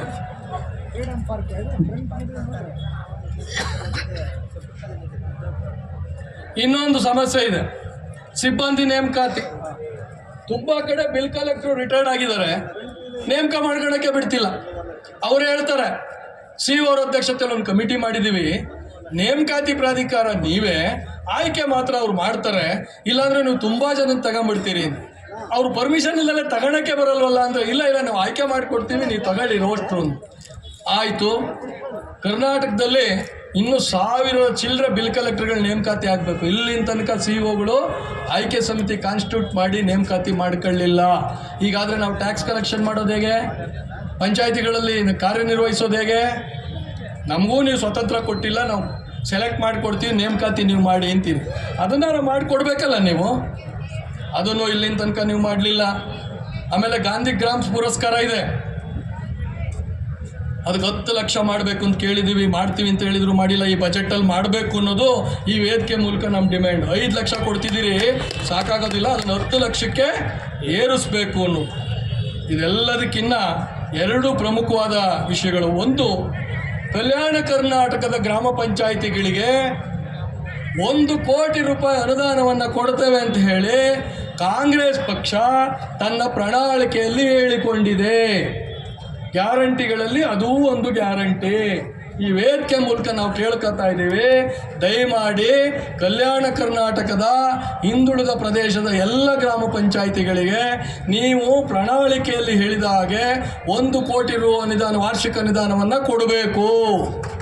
ಜೊತೆಗೆ ರಾಜ್ಯದ ಇತರೆ ಗ್ರಾಮ ಪಂಚಾಯಿತಿಗಳಿಗೆ 50 ಲಕ್ಷ ರೂಪಾಯಿಗಳನ್ನು ನೀವು ಅನುದಾನವಾಗಿ ಕೊಡಬೇಕು. ಯಾಕೆ ಕೇಳ್ತಿದ್ದೀವಿ ಇದನ್ನು? ನಮ್ಮ ಕಾಯ್ದೆ 206 ಭಾಳ ಸ್ಪಷ್ಟವಾಗಿ ಹೇಳುತ್ತೆ, 3 ಥರದ ಅನುದಾನವನ್ನು ನಮಗೆ ರಾಜ್ಯ ಸರ್ಕಾರ ವರ್ಗಾವಣೆ ಮಾಡಬೇಕು. ಆದರೆ ಒಂದೇ ವರ್ಗಾವಣೆ ಆಗ್ತಿರೋದು. ರಾಜ್ಯ ಹಣಕಾಸು ಆಯೋಗದ ಶಿಫಾರಸಿನ ಮೇಲೆ ಏನು 10 ಲಕ್ಷ ನಾನು ಅವಾಗಲೇ ಹೇಳಿದೆ ಶಾಸನಬದ್ಧ ಅನುದಾನ ಅಂತ, ಅದು ಮಾತ್ರ ಆಗ್ತಿದೆ. ಇವರೇನು ಸಂಬಳ, ವಿದ್ಯುತ್ ಶಕ್ತಿ ಬಿಲ್ಲು, ನೈರ್ಮಲ್ಯ ನಿರ್ವಹಣೆ ಇವೆಲ್ಲ ಹೇಳ್ತಾರಲ್ಲ, ನಿಮ್ಮ ಕಾಯ್ದೆ 206 ಭಾಳ ಸ್ಪಷ್ಟವಾಗಿ ಹೇಳುತ್ತೆ, ವಿದ್ಯುತ್ ಬಿಲ್ಲು, ನಿಮ್ಮ ಕುಡಿಯುವ ನೀರಿನ ನಿರ್ವಹಣೆ, ಗ್ರಾಮ ನೈರ್ಮಲ್ಯಕ್ಕೆ ಸಂಬಂಧಪಟ್ಟ ನಿರ್ವಹಣಾ ಅನುದಾನಕ್ಕೆ ಪ್ರತಿ ಗ್ರಾಮ ಪಂಚಾಯತಿಗಳಿಗೆ ರಾಜ್ಯ ಸರ್ಕಾರ ನೇರವಾಗಿ ಅನುದಾನ ಕೊಡಬೇಕು ಅಂತ ಹಿಂದೆ ಕೊಡ್ತಾ ಇದ್ರು 2 ಲಕ್ಷನ, ತುಂಬ ಹಿಂದೆ. ಅದು ನಿಲ್ಲಿಸಿ ಎಲ್ಲವನ್ನು ಮರ್ಜ್ ಮಾಡಿಬಿಟ್ಟಿದ್ದೀವಿ, ಒಂದೇ ಇದರಲ್ಲಿ ಕೊಡ್ತೀವಿ ಅಂತ ಹೇಳಿ ಕೇವಲ ಸ್ಟೇಟ್ ಫೈನಾನ್ಸ್ ಕಮಿಷನ್ ರೆಕಮೆಂಡೇಶನ್ ಮೇಲೆ 10 ಲಕ್ಷ ಕೊಡ್ತಿದ್ದಾರೆ. ಆದರೆ ಏನು ಕಾಯ್ದೆಯಲ್ಲಿ 206 ಇದೆ, ನಿರ್ವಹಣಾ ಅನುದಾನವನ್ನು ಕೊಡಬೇಕು ಅಂತಕ್ಕಂಥ ಬೇಡಿಕೆಯನ್ನು ಈ ವೇದಿಕೆ ಮೂಲಕ ನಾವು ಸರ್ಕಾರದ ಮುಂದೆ ಒತ್ತಾಯ ಮಾಡ್ತೀವಿ. ಇನ್ನೊಂದು, ರಾಜ್ಯ ಸರ್ಕಾರ ಖರ್ಚು ಮಾಡುವ ತನ್ನ ಆದಾಯದಲ್ಲಿ ಏನು ಪರಿಶಿಷ್ಟ ಜಾತಿ ಪಂಗಡದ ಬಂಧುಗಳಿಗೆ ಖರ್ಚು ಮಾಡಬೇಕಾದ ಶೇಕಡ SCP TSP ಅನುದಾನ 25% ಇದೆ. ಅದರಲ್ಲಿ ಗ್ರಾಮ ಪಂಚಾಯಿತಿಗಳ ಮೂಲಕನೂ ಖರ್ಚು ಮಾಡಬೇಕು ಅಂತ ನಮ್ಮ ಕಾಯ್ದೆ ಹೇಳ್ತದೆ. ಆಯಾ ಪಂಚಾಯಿತಿಯ ಜನಸಂಖ್ಯೆಗೆ ಅನುಗುಣವಾಗಿ ಪಂಚಾಯಿತಿಗಳ ಮೂಲಕ ರಾಜ್ಯ ಸರ್ಕಾರ ಖರ್ಚು ಮಾಡಬೇಕು ಅಂತ ಆ ಅನುದಾನವನ್ನು ಪಂಚಾಯಿತಿಗಳಿಗೆ ಕೊಡ್ತಾ ಇಲ್ಲ. SCP TSP ಅನುದಾನವನ್ನು ನಮಗೆ ಕೊಡಬೇಕು ಅಂತಕ್ಕಂಥ ಡಿಮ್ಯಾಂಡನ್ನು ಇಲ್ಲಿ ಮಾಡ್ತೇವೆ. ಇನ್ನೆರಡು ಭಾಳ ಪ್ರಮುಖವಾದ, ಒಂದು ಗೌರವಧನ, ಬಸ್ ಪಾಸ್, ಪೆನ್ಷನ್ ಮತ್ತು ಆರೋಗ್ಯ ವಿಮೆ ನಾವು ಹೋದ ಸತಿ ಕೇಳಿದ್ವಿ. ಗೌರವಧನವನ್ನು ನಾವು ಇಲ್ಲಿನ ತನಕ ನಾವು ಮಾತಾಡಿದ್ದು ನಮ್ಮ ಜನರಿಗೋಸ್ಕರ. ಇಷ್ಟಲಿನ ತನಕ ಇಷ್ಟು ಬೇಡಿಕೆಗಳ ಬಗ್ಗೆ ಮಾತಾಡೋದಲ್ಲ ನಾನು. ಇದನ್ಯಾರು ನಾವು ವೈಯಕ್ತಿಕವಾದ ಬೆನಿಫಿಟ್ಟಿಗೆ ಕೇಳಿಲ್ಲ. ರಾಜ್ಯ ಸರ್ಕಾರ ಅರ್ಥ ಮಾಡ್ಕೋಬೇಕು. ನಮ್ಮ 28 ಬೇಡಿಕೆಗಳಲ್ಲಿ ಕೇವಲ ಒಂದೇ ಬೇಡಿಕೆ ನಮ್ಮ ವೈಯಕ್ತಿಕವಾದ್ದು, ಮಿಕ್ಕಿದ್ದೆಲ್ಲ ಜನರಿಗೋಸ್ಕರ. ಕಾಯ್ದೆಯಲ್ಲಿ ಇರೋದನ್ನು ನಮ್ಗೆ ಅನುಷ್ಠಾನ ಮಾಡಲಿಕ್ಕೆ ಬಿಡಿ ಅಂತ. ನೋಡಿ, ಗೌರವಧನವನ್ನು ನಾವು ಕೇರಳ ಮಾದರಿಯಲ್ಲಿ ಕೊಡಬೇಕು. ಕೇರಳದಲ್ಲಿ ಇವನ್ನೆಲ್ಲ ಮಾತಾಡ್ತೀವಿ. ಕೇರಳದಲ್ಲಿ ಅಧ್ಯಕ್ಷರಿಗೆ 15,000 ರೂಪಾಯಿ ಕೊಡ್ತಾರೆ, ಉಪಾಧ್ಯಕ್ಷರಿಗೆ 13,500 ರೂಪಾಯಿ ಕೊಡ್ತಾರೆ, ಸದಸ್ಯರಿಗೆ 7,000 ರೂಪಾಯಿ ಕೊಡ್ತೀರಿ. ನಮಗೆ ಎಷ್ಟು ಕೊಡ್ತೀರಿ ಸ್ವಾಮಿ? 2,000 ರೂಪಾಯಿ. ಕರೆಕ್ಟಾಗಿ ಟೀ ಕುಡಿಸಿದ್ರೆ 2 ದಿನಕ್ಕೆ ಸಾಕಾಗಲ್ಲ. ಅಧ್ಯಕ್ಷಂಗೆ 6,000 ಮಾಡಿದ್ರಿ ನಾವು ಕೇಳಿದ್ದಕ್ಕೆ. ಪಾಪ ಇವತ್ತು ಅಧ್ಯಕ್ಷ ಒಬ್ಬ ಮುಖ್ಯಮಂತ್ರಿ ಥರ ಕೆಲಸ ಮಾಡ್ಬೇಕು. ನಾನು ಅದಕ್ಕೆ ಪ್ರಾರಂಭದಲ್ಲಿ ಮುಖ್ಯಮಂತ್ರಿಗಳೇ ಎಂದೆ, ಉಪಮುಖ್ಯಮಂತ್ರಿಗಳೇ ಎಂದೆ. ನಾನು ಅಷ್ಟು ನಿಮಗಿಂತ ಜಾಸ್ತಿ ಜವಾಬ್ದಾರಿ. ನಿಮ್ಮನ್ನು ಹುಡುಕೊಂಡು ಜನ ನಿಮ್ಮ ಮನೆ ಹತ್ರಕ್ಕೆ ಬರಬೇಕು, ಅವಾಗ ಮಾತ್ರ ಖರ್ಚು. ನಾವೇ ಜನದ ಜೊತೆಲಿ ಇರ್ತೀವಿ, ನಮಗೆ 24 ಗಂಟೆನೂ ಖರ್ಚು. ನೀವು ಕೊಡೋ ದುಡ್ಡು ನಮ್ಮ ಮನೆ ಮಠ ಬಿಟ್ಟು ಕೆಲಸ ಮಾಡ್ತೀವಲ್ಲ ಜನದ ಜೊತೆ, ಟೀಗಲ್ಲ, ಒಂದು ಹೊತ್ತಿನ ಟೀಗೆ ಸಾಕಾಗಲ್ಲ. ಹಾಗಾಗಿ ಏನು ಕೇರಳ ಮಾದರಿಯಲ್ಲಿದೆ ಅದರ ಪ್ರಕಾರ ನಮಗೆ ಗೌರವಧನವನ್ನು ಈ ಬಜೆಟ್ನಲ್ಲಿ ರಾಜ್ಯ ಸರ್ಕಾರ ಹೆಚ್ಚು ಮಾಡಬೇಕು ಅಂತಕ್ಕಂಥದ್ದು. ಇಂದಿನ ಸರ್ಕಾರದ ಮಾನ್ಯ ಮುಖ್ಯಮಂತ್ರಿಗಳು, ಅಂದಿನ ಮುಖ್ಯಮಂತ್ರಿಗಳು ವಿಧಾನ ಪರಿಷತ್ತಲ್ಲಿ ಒಂದು ಹೇಳಿಕೆ ಕೊಟ್ಟಿದ್ದರು. ಪೆನ್ಷನ್ ವಿಷಯವನ್ನು ಒಬ್ಬ ವಿಧಾನ ಸದಸ್ಯರು ರೈಸ್ ಮಾಡಿದರು. ಆ ಟೈಮಲ್ಲಿ ಈ ಬೇಡಿಕೆಗಳನ್ನು ನೀವು ಬರೀ ಗೌರವಧನವನ್ನು ಜಾಸ್ತಿ ಮಾಡೋದು ಹೇಳಿಕೆ ಕೊಟ್ಟಿದ್ದೀರಿ, ದಯಮಾಡಿ ನೀವು ಅವರಿಗೆ ಪೆನ್ಷನ್ ಕೊಡಬೇಕು. ಶಾಸಕರಾದವ್ರಿಗೆಲ್ಲ ಪೆನ್ಷನ್ ಬರುತ್ತೆ, ಅವ್ರು ಸಾಯೋ ತನಕ ಅವ್ರ ಮನೆಯವ್ರಿಗೆ ಬರುತ್ತೆ. ನಾವು ಅದೇ ಕೆಲಸ ಮಾಡ್ತೀವಲ್ಲ ಸ್ವಾಮಿ. ನಿಮ್ಗೆ ಓಟ್ ಹಾಕ್ತವ್ರೆ, ನಮ್ಗೆ ಓಟ್ ಹಾಕಿರೋದು, ಬೇರೆ ಓಟ್ ಹಾಕವ್ರ? ನೀವು ಮಾಡಿದ ಕೆಲಸ ಏನಾರು ನಾವು ಮಾಡ್ತಿದ್ದೀವ? ಏನು ಪಾರ್ಟ್ ಟೈಮ್ ಕೆಲಸ ಮಾಡ್ತೀವ? ನಮ್ಮ ಗೆಳೆಯರು ಹೇಳ್ತಿದ್ರು 24x7 ಯಾರು ಜನಸೇವೆ ಮಾಡ್ತಾ ಇದ್ರು, ನಾವು ಮಾತ್ರ. ನಾನು ಎಲ್ಲ ಕಡೆ ಹೇಳ್ತೀನಿ, ತುಂಬ ಜನ ನಮ್ಮ ಭಾಷಣ ಕೇಳಿರೋರಿಗೆ ಗೊತ್ತು. ಇವತ್ತು ಯಾರೋ ಹೆಣ್ಮಕ್ಳಿಗೆ ರಾತ್ರಿ 12 ಗಂಟೆಲಿ ಹೊಟ್ಟೆ ನೋವು ಬಂದರೂ ಪಕ್ಕದಾಗಿರೋ ಗಂಡನ ಜ್ಞಾಪಿಸ್ಕೊಳಲ್ಲ, ಅಕ್ಕನ ಅಣ್ಣನ ಮೆಂಬರ್ನೇ ಜ್ಞಾಪಿಸ್ಕೊಳೋದು. ಅವ್ರಿಗೆ ಗೊತ್ತು, ಅಕ್ಕಂಗೆ ಫೋನ್ ಮಾಡಿಬಿಟ್ರೆ ಅಣ್ಣಗೆ ಫೋನ್ ಮಾಡಿದ್ರೆ ನಮ್ಮನ್ನು ಆಸ್ಪತ್ರೆಗೆ ಗ್ಯಾರಂಟಿ ಕರ್ಕೊಂಡು, ಇವನಿಗಿಂತ ನಾವು ಗ್ಯಾರಂಟಿ. ನೀವು ಸರ್ಕಾರ ಕೊಡ್ತಿದ್ದೀರಲ್ಲ ಗ್ಯಾರಂಟಿ, ಅದಕ್ಕಿಂತ ನಿಜವಾದ ಜನಕ್ಕೆ ಗ್ಯಾರಂಟಿ ಕೊಡ್ತಿರೋರು ನಾವು. ಅಂದರೆ ಅವ್ರಿಗೆ ಗೊತ್ತು, ಯಾವುದೇ ಕಷ್ಟ ಬರಲಿ, ಯಾರು ನನ್ನನ್ನು ಕೈ ಹಿಡಿದಿದ್ರು ನನ್ನ ಗ್ರಾಮ ಪಂಚಾಯತಿ ಸದಸ್ಯರು ಅಥವಾ ಸದಸ್ಯಣಿ, ನಮ್ಮ ಅಧ್ಯಕ್ಷ ಅಥವಾ ಅಧ್ಯಕ್ಷ ನನ್ನ ಕಷ್ಟಕ್ಕೆ ಆಗ್ತಾರೆ. ಅಂದರೆ ನಾವು ಬರೀ ನೀವು ಕೊಟ್ಟಿರೋ ದುಡ್ಡು, ನೀವು ಕೊಡೋ ಅನುದಾನದಲ್ಲಿ ಸೇವೆ ಮಾಡ್ತಾ ಇಲ್ಲ, ಮನೆ ದುಡ್ಡು, ನಮ್ಮ ಆದಾಯದಲ್ಲಿ ನಾವು ಬೆಳೆದಿದ್ದು ಬೆಳೆ ಮಾರಿ ಇನ್ನೊಂದು ಮಾಡಿದ್ದೀವಲ್ಲ, ಆ ದುಡ್ಡುಗಳನ್ನು ಖರ್ಚು ಮಾಡಿ ಜನಸೇವೆ ಮಾಡ್ತಿದ್ದೀವಿ. ಹಾಗಾಗಿ ನಮಗೂ ನೀವು ಪೆನ್ಷನ್ ಕೊಡಬೇಕು. ಅಂದಿನ ಮುಖ್ಯಮಂತ್ರಿಗಳು ಅಂದರೆ ಸರ್ಕಾರ, ಮುಖ್ಯಮಂತ್ರಿಗಳಂದ್ರೆ ಅದು ಯಾವುದೋ ಪಕ್ಷ ಇದ್ದಾಗ ಹೇಳಿತ್ತು, ಅವ್ರು ಮಾಡಲಿ ಅಲ್ಲ, ಅದು ಒಂದು ಸರ್ಕಾರದ ಬದ್ಧತೆ. ಅದು ಒಂದು ಸರ್ಕಾರದ ಮುಖ್ಯಸ್ಥನಾಗಿ ಅವತ್ತು ವಿಧಾನ ಪರಿಷತ್ತಲ್ಲಿ ಹೇಳಿಕೆ ಕೊಟ್ಟಿದ್ರು, ಹಣಕಾಸಿನ ಲಭ್ಯತೆ ಮೇಲೆ ಅವ್ರಿಗೂ ನಾವು ಪೆನ್ಷನ್ ಕೊಡ್ತೀವಿ ಅಂತ. ಆ ಆಲೋಚನೆಯನ್ನು ಇವತ್ತಿನ ಸರ್ಕಾರ ಮಾಡಬೇಕು ನಮಗೆ. ಇನ್ನು ಆರೋಗ್ಯದ ವಿಮೆ, ಇದನ್ನು ಒಬ್ಬರು ಶಾಸಕರು ಪ್ರಶ್ನೆ ಮಾಡಿದರು, ಅದಕ್ಕೆ ಉತ್ತರ ಕೊಟ್ಟಿತ್ತು ಸರ್ಕಾರ. ಇಲ್ಲ ಆರೋಗ್ಯ ಕರ್ನಾಟಕ ಸ್ಕೀಮಲ್ಲಿ 5 ಲಕ್ಷ ತನಕ ಪ್ರಾವಿಷನ್ ಇದೆ, 5 ಲಕ್ಷ ಕೊಟ್ಬಿಡ್ತೀವಿ. ಸ್ವಾಮಿ, ನಾನು ನಿಮ್ಮನ್ನು ಕೇಳ್ತೀನಿ, ಎಲ್ಲ ಶಾಸಕರಿಗೂ ಅದನ್ನೇ ಕೊಡಿ, ಅವರು ನಮ್ಮಂಗೆ ಪ್ರಜೆಗಳಲ್ವಾ? 5 ಲಕ್ಷಕ್ಕೆ ಅವ್ರಿಗೂ ಲಿಮಿಟ್ ಮಾಡಿ. ಅವ್ರಿಗೆ ಯಾಕೆ ನೀವು ಮಣಿಪಾಲ್ ಆಸ್ಪತ್ರೆಗೆ ಹೋದ್ರೂ ಬಿಲ್ ಕೊಡ್ತೀರಿ, ನೀವು ಯಾವುದೇ ಆಸ್ಪತ್ರೆಗೆ ಹೋದ್ರೂ ಬಿಲ್ ಕೊಡ್ತೀರಿ? ಅವ್ರಿಗೆ ಲಿಮಿಟ್ ಇಲ್ಲ. ನಮಗೆ ಮಾತ್ರ ಆಯುಷ್ಮಾನ್ ಕರ್ನಾಟಕದಲ್ಲಿ ಏನು ಎಲ್ಲರಿಗೂ 5 ಲಕ್ಷ ರೂಪಾಯಿ ಇದೆಯಲ್ಲ, ಅದರೊಳಗೆ ನೀವು ಮಾಡಿಸ್ಕೊಂಡು ತಗೊಳ್ಳಿ, ನಿಮಗೆ ಸಪ್ರೇಟಾಗಿ ಹಾಕಿ ಕೊಡಬೇಕು. ನಾನು ತಿರ್ಗಾ ಕೇಳ್ತಿದ್ದೀನಿ, ನಾವು ನಿಮ್ಮಾಗೆ ಜನಪ್ರತಿನಿಧಿಗಳಿದ್ದೇವೆ, ನಾವು 24x7 ನಮ್ಮ ಬದುಕನ್ನು ಮುಡುಪಾಗಿಟ್ಟು ಆರೋಗ್ಯದ ಮೇಲೆ ಒತ್ತಡವನ್ನು ತೆಗೆದುಕೊಂಡು ಕೆಲಸ ಮಾಡ್ತೇವೆ. ಒಂದು ಸಣ್ಣ ನಲ್ಲಿ ನೀರು ಬರೆದಿದ್ರೆ ಅವತ್ತೆಲ್ಲ ನಮ್ಮ ಮೇಲೆ ಪ್ರೆಷರ್ ಇರ್ತದೆ. ಅದು ರಿಪೇರಿ ಆಗೋ ತನಕ ನಮ್ಮ BP ಇಲ್ಲಿಗೆ ರೈಸ್ ಆಗಿರುತ್ತೆ, ಕೂಗಾಡ್ತಿರ್ತೀವಿ, ಅದಾಗಲಿಲ್ಲ, ರಿಪೇರಿ ಆಗಲಿಲ್ಲ. ನಮಗೂ ಒತ್ತಡಗಳಿದ್ದಾವೆ. ಜನರು 24x7 ನಾವು ಕೆಲಸ ಮಾಡಬೇಕಾಗ್ತದೆ. ಎಷ್ಟು ಕಷ್ಟ ಇದೆ ಅಂತಂದರೆ ಪ್ರತಿ ಕ್ಷಣ ಜನರ ಕಣ್ಣು ನಮ್ಮ ಮೇಲಿರ್ತದೆ. ಅಷ್ಟು ಒತ್ತಡದಲ್ಲಿ ಕೆಲಸ ಮಾಡ್ತೀವಿ, ನಮಗೂ ಆರೋಗ್ಯದ ಸಮಸ್ಯೆಗಳಾಗ್ತವೆ. ಏನು ಶಾಸಕರುಗಳಿಗೆ ಆರೋಗ್ಯ ವಿಮೆ ವ್ಯವಸ್ಥೆ ಇದೆ ಆ ವ್ಯವಸ್ಥೆ ನಮಗೂ ಆಗಬೇಕು. ನಾವು ಬಸ್ ಪಾಸ್ ಕೇಳಿದ್ವಿ, ನಮ್ಮ ತಾಯಂದ್ರಿಗಂತೂ ನಿಮ್ಮ ಗ್ಯಾರಂಟಿ ಹೇಳಿ ಕೊಡೋದ್ರ ಮೂಲಕ ಒಂದು ಒಳ್ಳೆ ಕೆಲಸವನ್ನು ನೀವು ಮಾಡಿದ್ದೀರಿ. ಅವರಿಗೆ 50% ನೀವು ಫ್ರೀ ಮಾಡೋ ಅವಶ್ಯಕತೆ ಇಲ್ಲ. ನಾವಿರೋದಿನ ಪುರುಷರು, ನಮಗಿನ್ನೊಂದು 50% ಇದೀವಿ. ನಮಗೂ ಜಿಲ್ಲಾ ಮಟ್ಟಕ್ಕೆ ಓಡಾಡೋದಕ್ಕೆ ಎಲ್ಲ ಸದಸ್ಯರು ಕಾರ್ ಮಡಗಿಲ್ಲ ಸ್ವಾಮಿ. ನಮ್ಮ ಗ್ರಾಮ ಪಂಚಾಯತಿ ಸದಸ್ಯರೆಲ್ಲ ಎಲ್ಲ ಶಾಸಕರಂಗೆ ಶ್ರೀಮಂತರಲ್ಲ. ನೀವು 224 ಜನನೂ ಶ್ರೀಮಂತರೇ. ನಾವು ಯಾವ ಪಕ್ಷದವರೋ ಎಲ್ಲ ಪಕ್ಷದವ್ರು 224 ಜನರು ಶ್ರೀಮಂತರೇ. ನಮ್ಮಲ್ಲಿ ಎಲ್ಲ ಆರ್ಥಿಕ ವ್ಯವಸ್ಥೆ ಜನ ಇದ್ದೀವಿ. ನಮ್ಮಲ್ಲಿ 80% ಬಡವರೇ ಇರೋದು. ಜನರು ಪ್ರೀತಿ ಮೇಲೆ ಮೆಂಬರ್ ಆಗಿರೋದು, ನಾವು ಆರ್ಥಿಕ ಶಕ್ತಿ ಮೇಲೆ ಮೆಂಬರ್ ಆಗಿರೋರಲ್ಲ. ಅದರಿಂದ ನಮಗೆ ನೀವು ಬಸ್ ಪಾಸನ್ನು ಕೊಡುವಂಥ ವ್ಯವಸ್ಥೆ ಮಾಡಬೇಕು. ಇನ್ನೊಂದು, ಎಲ್ಲ ಅಧ್ಯಕ್ಷರುಗಳೇ ಮುಂದೆ ಅಧ್ಯಕ್ಷರಾಗವ್ರೆ, ಎಚ್ಚರಿಕೆ 1 ಗಂಟೆ ನಮ್ಮೆಲ್ಲರ ಮುಂದೆ ಬಂದು ನಿಂತಿದೆ. ಅದಕ್ಕೆ ನಾನು ಮೊದಲು ಅದನ್ನು ಪ್ರಸ್ತಾಪ ಮಾಡಲಿಲ್ಲ. ಇನ್ನು ಕೆಲವು ಪ್ರಶ್ನೆಗಳಿದ್ದಾವೆ, ಅದನ್ನು ಮಾತಾಡ್ತೀನಿ. ಸ್ವಲ್ಪ ನೀರು ಕೊಡಿ.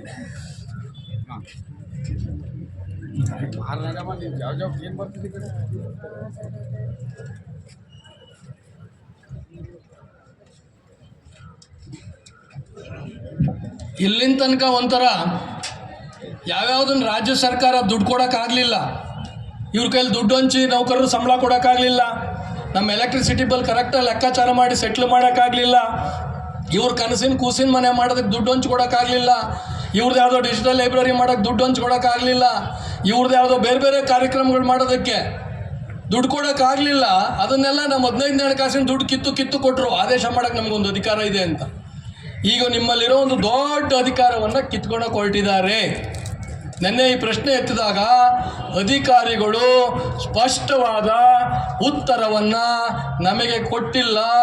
ನಾವು ಮತ್ತೊಮ್ಮೆ ವೇದಿಕೆ ಮೂಲಕ ಸರ್ಕಾರಕ್ಕೆ ಎಚ್ಚರಿಕೆಯನ್ನು ಕೊಡ್ತಿದ್ದೇವೆ.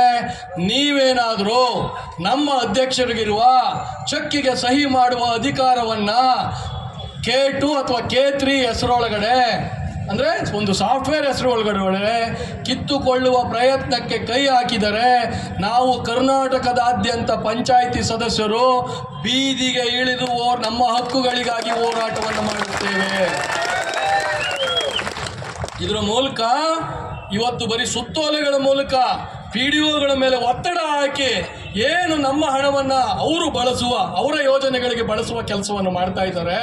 ಇನ್ಮೇಲೆ ಸಂಪೂರ್ಣವಾಗಿ ನಿಮ್ಮ ಆರ್ಥಿಕ ಅಧಿಕಾರವನ್ನು ಕಿತ್ಕೊಳ್ಳೋದ್ರ ಮೂಲಕ ನಿಮಗೆ ಯಾರು ಅಧ್ಯಕ್ಷರಿಗೂ ಕೆಲಸವಿಲ್ಲದ ಹಾಗೆ, ಕನಿಷ್ಠ ಯಾವುದೇ ಸದಸ್ಯನಿಗೂ ಗಮನಕ್ಕೆ ಬಾರದ ಹಾಗೆ ನೇರವಾಗಿ ತಮ್ಮ ಶಾಖಾ ಕಚೇರಿ ಥರ, ತಮ್ಮ ಬ್ರಾಂಚ್ ಆಫೀಸರ್ ಥರ ನಿಮ್ಮ ಎಲ್ಲ ಕೆಲಸಗಳನ್ನು, ಎಲ್ಲ ತೀರ್ಮಾನಗಳನ್ನು, ನಿಮ್ಮ ಹಣಕಾಸಿನ ಸಂಪೂರ್ಣ ವಹಿವಾಟವನ್ನು ಅಧಿಕಾರಿಗಳು ಮಾಡುತ್ತಾರೆ.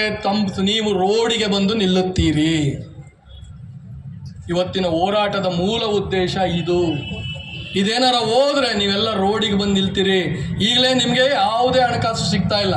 ನಿಮ್ಮ PDO ಏನು ಹೇಳ್ತಾರೆ, ಇಲ್ರಿ ಇದನ್ನು ಮಾಡಲೇಬೇಕ್ರಿ, ಮೇಲಧಿಕಾರದಿಂದ ಬಂದೈತ್ರಿ, ನೀವು ಒಪ್ಪರಿ ಬಿಡ್ರಿ, ನಾನು ಇದಕ್ಕೆ ಖರ್ಚು ಮಾಡೋನೆ. ಈ ಕೂಸಿನ ಮನೆ ಮಾಡಿದ್ರಲ್ಲ, ಎಷ್ಟು ಸಭೆ ಒಳಗಡೆ ನಿಮ್ಮನ್ನು ಪರ್ಮಿಷನ್ ತಗೊಂಡು ಕೂಸಿನ ಮನೆ ಮಾಡಿದ್ದಾರೆ? ಅವನ ಕೂಸಿನ ಮನೆ ಯಾವುದೋ ಒಂದು ಹಳೆ ಬಿಲ್ಡಿಂಗ್ ಹುಡುಕಿ ಅದಕ್ಕೆ ಸುಣ್ಣ ಬಣ್ಣ ಬಳಿದು ಆ ಬಿಲ್ ತಂದು ನಿಮ್ಮ ಮುಂದಿಟ್ಟಿದ್ದಾನೆ. ಹೌದಾ ಇಲ್ಲ?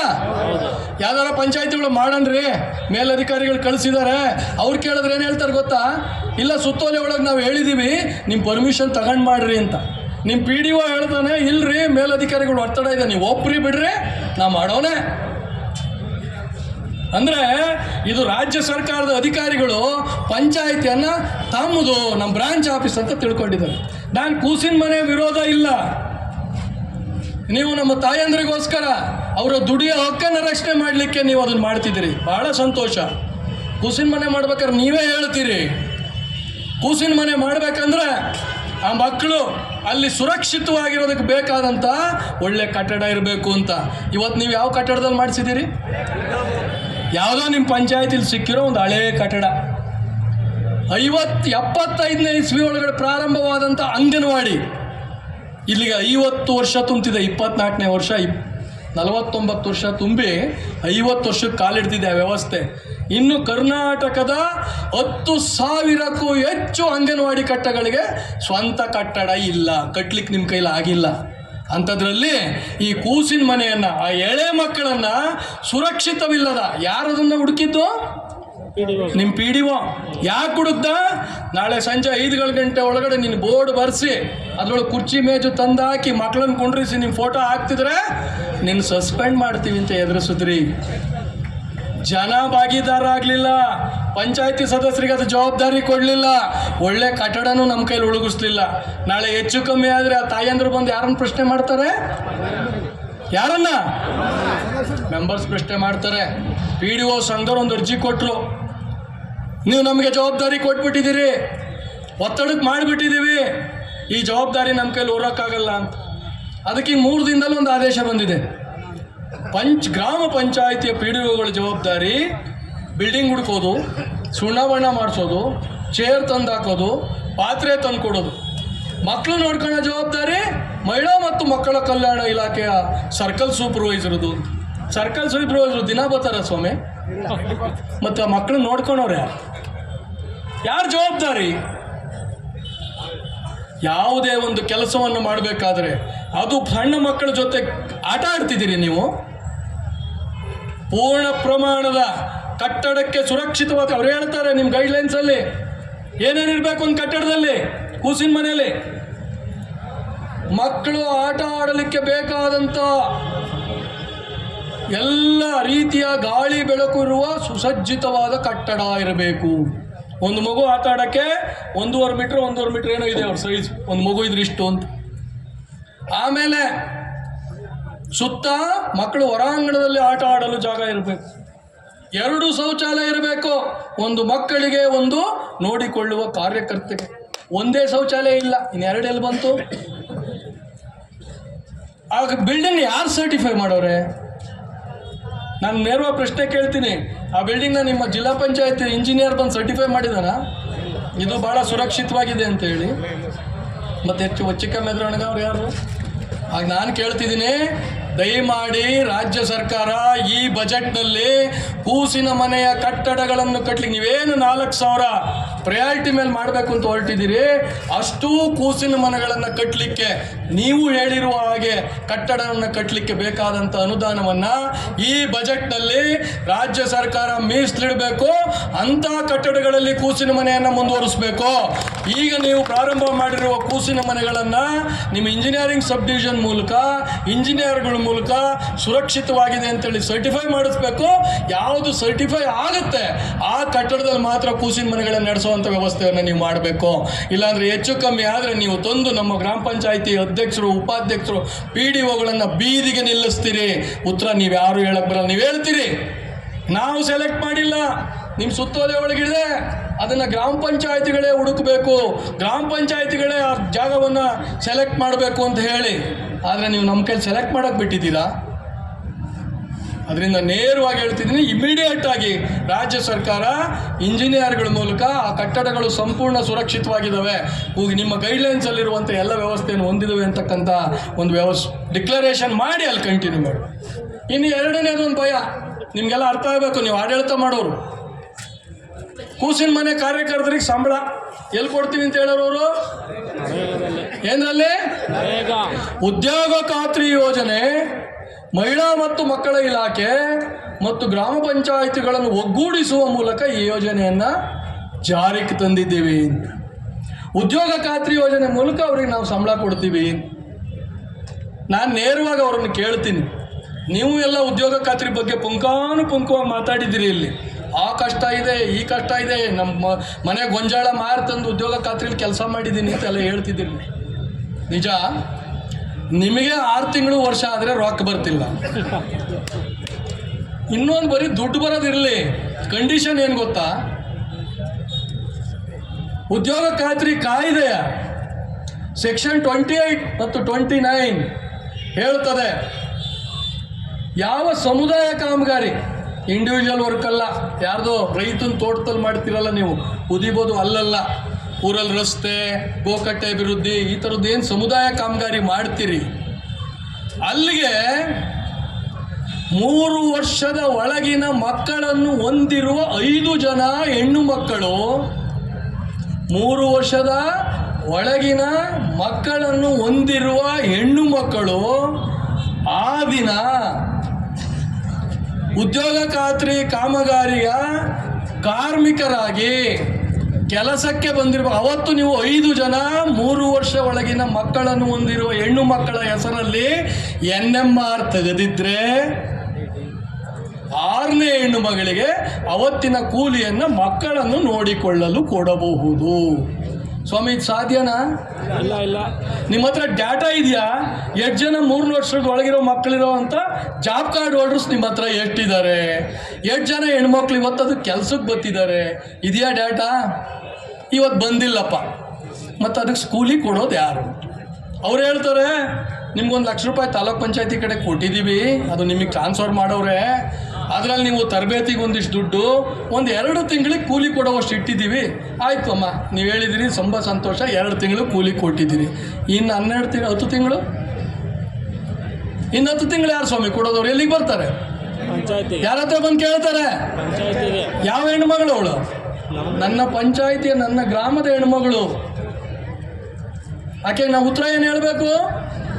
ಈ ಪಂಚಾಯತಿಗೆ ನಾನು ಕೂಸಿನ ಮನೆ ಕಾರ್ಯಕರ್ತೆ ಅಂತ ಆಕೆ ಏನು ತಿಳ್ಕೊಂಡಿದ್ದಾಳೆ? ಈಗ ನನಗೊಂದು ಕೆಲಸ ಸಿಕ್ತು, ಅಂಗನವಾಡಿ ಮೇಡಮ್ ಥರ ನಾನು ಕೂಸಿನ ಮನೆ ಮೇಡಮ್ಮು ಅಂತ ಬೆಳಿಗ್ಗೆಯಿಂದ ಆಕೆ ಆಯಿತು ಹೋಗ್ಲಿ. ಒಬ್ರಿಗೆ ಕೊಟ್ಟಿದ್ದೀರ ಟ್ರೈನಿಂಗ್? ನೀವು 10 ಜನಕ್ಕೆ ಕೊಡ್ತೀರಿ ನೀವು 100 ದಿನ ಒಬ್ಬೊಬ್ಬರಿಗೆ ಅಂತ. ಇದು ಉಳಿತದ? ಅದಕ್ಕೆ ಈ ವೇದಿಕೆ ಮೂಲಕ ನಾನು ಕೇಳ್ತಾ ಇದ್ದೀನಿ, ನೀವು ಅಂಗನವಾಡಿಗಳನ್ನು ಹೇಗೆ ನಡೆಸ್ತಿದ್ದೀರಿ ಹಾಗೆ ನೇರವಾಗಿ ಕೂಸಿನ ಮನೆಯ ಕಾರ್ಯಕರ್ತೆಯರಿಗೆ ನೀವು NREG ಕಾಯ್ದೆ ಒಳಗೆ ಕೊಡ್ಲಿಕ್ಕೆ ಸಾಧ್ಯನೇ ಇಲ್ಲ. ಅದು ಅವೈಜ್ಞಾನಿಕವಾಗ್ತದೆ.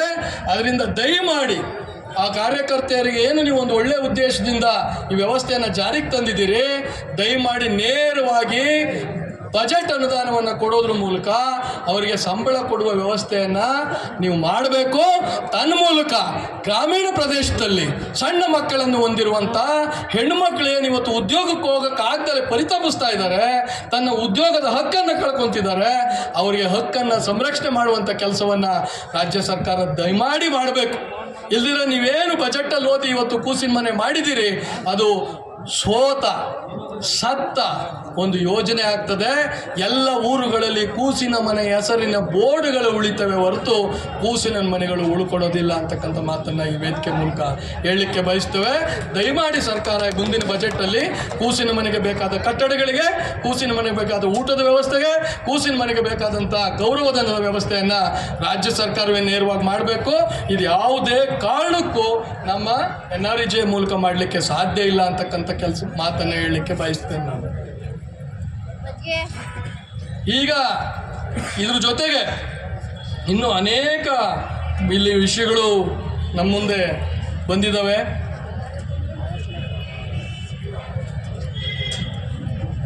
ನಿಮ್ಮಗಳಿಂದ ಕೆಲವು ಬೇಡಿಕೆಗಳು ನನ್ನ ಮುಂದೆ ಬಂದಿದ್ದಾವೆ. ಕೆಲವು ನಿಮ್ಮ ಸ್ನೇಹಿತರು ನನ್ನ ಮುಂದೆ ಮಂಡಿಸಿದ್ದಾರೆ.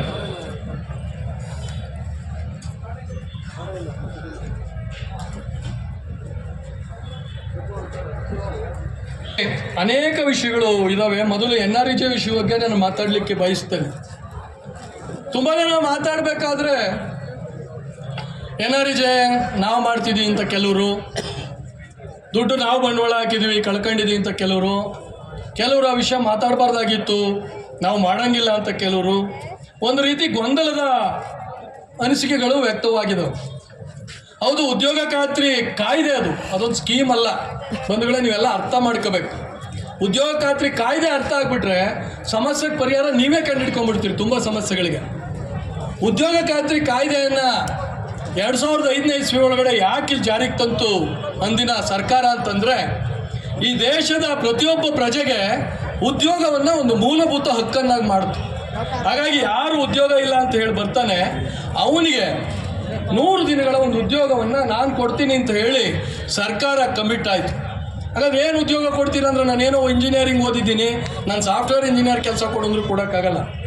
ನಾನು ಒಂದು ಜನಪರವಾದಂಥ ಒಂದಷ್ಟು ಉದ್ಯೋಗಗಳನ್ನು ಸೃಷ್ಟಿ ಮಾಡ್ತೀನಿ, ಅಲ್ಲಿ ಬಂದು ನೀವು ಕೆಲಸ ಮಾಡಿದ್ರೆ ಮಿನಿಮಮ್ ಇಷ್ಟು ವೇಜಸ್ಸಲ್ಲಿ ನೀನು ಬದುಕಿಗೆ ಬೇಕಾದಂಥ ಒಂದು ಹಕ್ಕನ್ನು, ನಿನ್ನ ಉದ್ಯೋಗದ ಹಕ್ಕನ್ನು ಕಾಪಾಡಲಿಕ್ಕೆ ಇಷ್ಟು ಕೆಲಸವನ್ನು ಮಾಡ್ತೀವಿ. ಅದಕ್ಕೆ ಅವರು ಯಾಕೆ 60-40 ರೇಷೋ, ತುಂಬ ಜನ ಕೇಳ್ತಾರೆ, ಸರ್ ಈ 60-40 ರೇಷೋ ತೆಗೆದಾಕ್ಬಿಡ್ಬೇಕು ಸರ್, ಇದರಿಂದ ನಮಗೆ ಕೆಲಸ ಮಾಡೋಕ್ಕಾಗ್ತಿಲ್ಲ. ಬಂಧುಗಳೇ, ಅದು ಮೂಲ ಉದ್ದೇಶವೇ ಉದ್ಯೋಗ ಕೊಡೋದು. ಉದ್ಯೋಗ ಕೊಡೋಕ್ಕೋಸ್ಕರವಾಗಿ ಒಂದು ಕಾಮಗಾರಿ ಮಾಡ್ತಾರೆ, ಒಂದು ಆಸ್ತಿ ಸೃಜನೆಯನ್ನು ಮಾಡ್ತಾರೆ. ಅದರಿಂದ ಒಂದು 60% ಉದ್ಯೋಗ ಇರಬೇಕು. ಆದರೆ ಇದು ಸಮಸ್ಯೆ ಎಲ್ಲಾಗ್ತಿದೆ ಇವತ್ತು, ತುಂಬ ಪೇಮೆಂಟಿನ ಸಮಸ್ಯೆ ತುಂಬ ಆಗ್ತಿರೋದು ಏನಕ್ಕೆ ಅಂದರೆ, ನಾವು ಇದನ್ನು ರಾಜ್ಯ ಸರ್ಕಾರದ ಮುಂದೆ ಕಳೆದ 1 ವರ್ಷದಿಂದ ಆರ್ಗ್ಯುಮೆಂಟ್ ಮಾಡ್ತಿದ್ದೀವಿ. ಅಧಿಕಾರಿಗಳು ಒಪ್ಕೋತಾರೆ, ಚರ್ಚೆಯಲ್ಲಿ ಜಾರಿಗೆ ತರೋದ್ರಲ್ಲಿ ಸೋರ್ತಿದ್ದಾರೆ. ಏನಾಗ್ತಿದೆ ಈಗ, ಇಡೀ ಜಿಲ್ಲೆಯನ್ನು ಉದ್ಯೋಗ ಖಾತ್ರಿ ಕಾಯ್ದೆ ಒಂದು ಯೂನಿಟ್ ತಗೊಂತಿದ್ದಾರೆ. ಅಂದರೆ ಇಡೀ ಜಿಲ್ಲೆಯಲ್ಲಿ 60-40 ರೇಷಿಯೋ ಮೇಂಟೈನ್ ಆಗಬೇಕು. ಅದು ಆಗದಿದ್ರೆ ನಿಮಗೆ ಪೇಮೆಂಟ್ ಡಿಲೇ ಆಗುತ್ತೆ ಅನ್ನೋದು ಅವ್ರ ವಾದ. ಅದಕ್ಕೆ ನಾವು ಹೇಳ್ತಿದ್ದೀವಿ, ಸ್ವಾಮಿ ನೀವು ಇಡೀ ಜಿಲ್ಲೆಗೆ ಯಾಕೆ ಮಾಡ್ತೀರಿ? ದುಡ್ಡೇನು ನಮ್ಮ ಅಕೌಂಟ್ಗೆ ಆಗಲ್ಲ.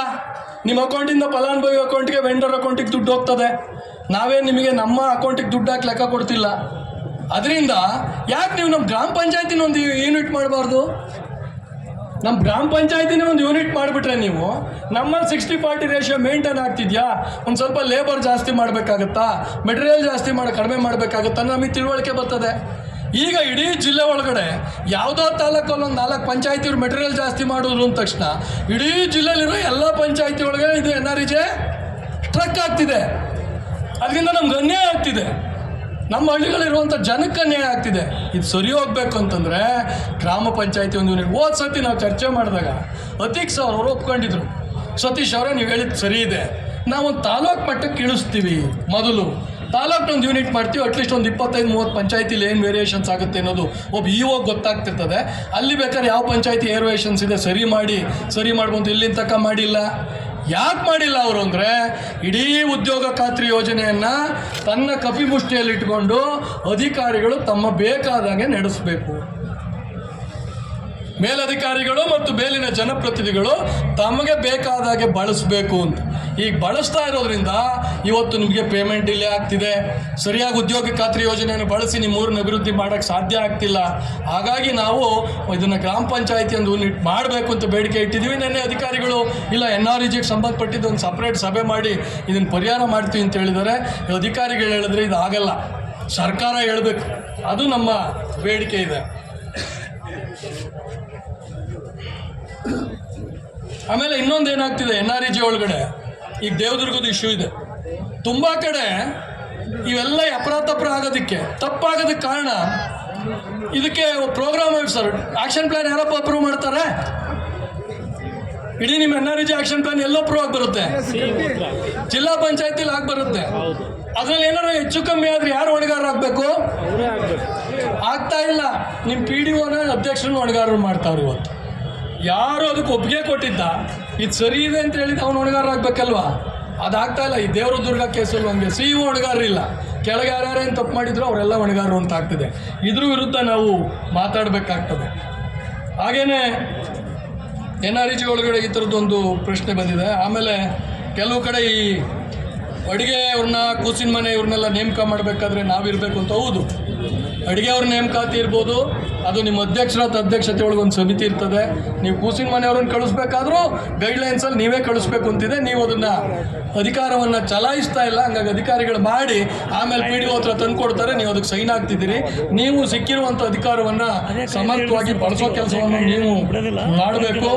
ಹಾಗೆ ಆಮೇಲೆ ತುಂಬ ಜನ ಮನೆಗಳ ವಿಷಯ ಮಾತಾಡ್ತೀವಿ. ತುಂಬ ಕಡೆ ನಾವು ಸದಸ್ಯರಾಗಿ 3 ವರ್ಷ ಆಗ್ತಾ ಬಂತು. ಮನೆಗಳನ್ನು ಗ್ರಾಮ ಸಭೆಗಳ ಮೂಲಕ ಮಾಡೋದ್ರಿಂದ ಜನ ನಮ್ಮನ್ನು ಮನೆಗಳನ್ನು ಕೇಳ್ತಿದ್ದಾರೆ, ನಮಗೆ ಮನೆ ಕೊಡಲಿಲ್ಲ ಅಂತ ಹೇಳಿ. ಈ ವೇದಿಕೆ ಮೂಲಕ ರಾಜ್ಯ ಸರ್ಕಾರವನ್ನು ನಾವು ಕೇಳ್ಕೊಳ್ತಾ ಇದ್ದೇವೆ, ದಯಮಾಡಿ ಈ ಬಜೆಟ್ನಲ್ಲಿ ಏನು ಕಳೆದ 3 ವರ್ಷದಿಂದ ಈ ಸರ್ಕಾರ ಹೊಸದಾಗಿ ವಿವಿಧ ಯೋಜನೆಗಳಲ್ಲಿ ಮನೆಗಳನ್ನು ಕೊಟ್ಟಿಲ್ಲ. ಈ ಬಜೆಟ್ನಲ್ಲಿ ಪ್ರತಿ ಗ್ರಾಮಗಳಿಗೆ ಯಾರಿಗೆ ಮನೆ ಇಲ್ಲ, ನಿವೇಶನ ಇಲ್ಲ, ಅವ್ರಿಗೆ ಮನೆ ಕೊಡುವಂಥ ವ್ಯವಸ್ಥೆಯನ್ನು ಸರ್ಕಾರ ಮಾಡಬೇಕು ಅಂತಕ್ಕಂಥ ಬೇಡಿಕೆಯನ್ನು ಸಹ ನಾವು ಈ ವೇದಿಕೆ ಮೂಲಕ ಸರ್ಕಾರಕ್ಕೆ ಮುಂದೆ ಇಡ್ತಾ ಇದ್ದೇವೆ. ಆಮೇಲೆ ಏನಿದು ಏನಾಗಿದೆ ಇದು ಯಾಕೆ ಆಮೇಲೆ ಈ ಮನೆ ಕೊಡುವಂಥ ವಿಷಯದಲ್ಲಿ ಒಂದು ದೊಡ್ಡ ಸಮಸ್ಯೆ ಆಗ್ತಿದೆ. ಮೊನ್ನೆ ಯಾರೋ ಒಬ್ರು MLA ಹೇಳ್ತಿದ್ರಂತೆ, ನೋಡ್ರಿ ನಾವು ಭಾಳ ಕಷ್ಟಪಟ್ಟು ಸರ್ಕಾರದಲ್ಲಿ ಒದ್ದಾಡ ಮಾಡಿ ಮಂತ್ರಿ ಹಿಡ್ಕೊಂಡು ಎಲ್ಲ ಮಾಡ್ಕೊಂಡು ಮನೆ ಹಾಕಿಸ್ಕೊಂಡು ಬರ್ತೀವಿ, ಆಮೇಲೆ ಪಂಚಾಯತಿ ಮೆಂಬರ್ಗಳೆಲ್ಲ ಅದು ವಾಟ್ಸಪ್ ಗ್ರಾಮ ಸಭೆಯಲ್ಲಿ ಆಗಬೇಕು ಅಂತೇಳಿ ನಮ್ಗೆ ಹಂಚಿಕೆ ಮಾಡಿ ಅಂತ ಕೂತ್ಕೊಂಡ್ಬಿಡ್ತಾರೆ. ನಾನು ಈ ವೇದಿಕೆ ಮೂಲಕ ಗೌರವಾನ್ವಿತ 224 ಜನ ಶಾಸಕರಿಗೆ ಹೇಳಲಿಕ್ಕೆ ಇಷ್ಟಪಡ್ತೇನೆ, ಸ್ವಾಮಿ ನಾವು ಮುಖ್ಯರಲ್ಲ, ನೀವು ಮುಖ್ಯರಲ್ಲ, ಗ್ರಾಮ ಸಭೆನೇ ಮುಖ್ಯ. ನಾವ್ಯಾರೂ ಮಾಲೀಕರಲ್ಲ. ಶಾಸಕರಾಗಲಿ ಗ್ರಾಮ ಪಂಚಾಯತಿ ಸದಸ್ಯರಾಗಲಿ ನಾವ್ಯಾರೂ ಮಾಲೀಕರಲ್ಲ. ಪ್ರಜಾಪ್ರಭುತ್ವದಲ್ಲಿ ನಿಜವಾದ ಮಾಲೀಕರು ಜನ. ಹಂಗಾಗಿ ಗ್ರಾಮ ಸಭೆಯಲ್ಲಿ ಆಯ್ಕೆ ಮಾಡಿ ಅಂತ ಹೇಳ್ತೀವಿ, ನಾವು ಆಯ್ಕೆ ಮಾಡ್ತೀವಿ ಅಂತ ಹೇಳಲ್ಲ. ಇದರಲ್ಲೇನು ನೀವು ತಂದಿದ್ದು ನಾವು ತಂದಿದ್ದಿಲ್ಲ. ನಾವಿಬ್ಬರು ಜನರ ಪ್ರತಿನಿಧಿಗಳು, ಜನರ ಸೇವೆ ಮಾಡ್ತಿದ್ದೀನಿ. ಇದರಲ್ಲಿ ನಂದು ನಿನ್ನೂ ಪ್ರಶ್ನೆ ಇಲ್ಲ.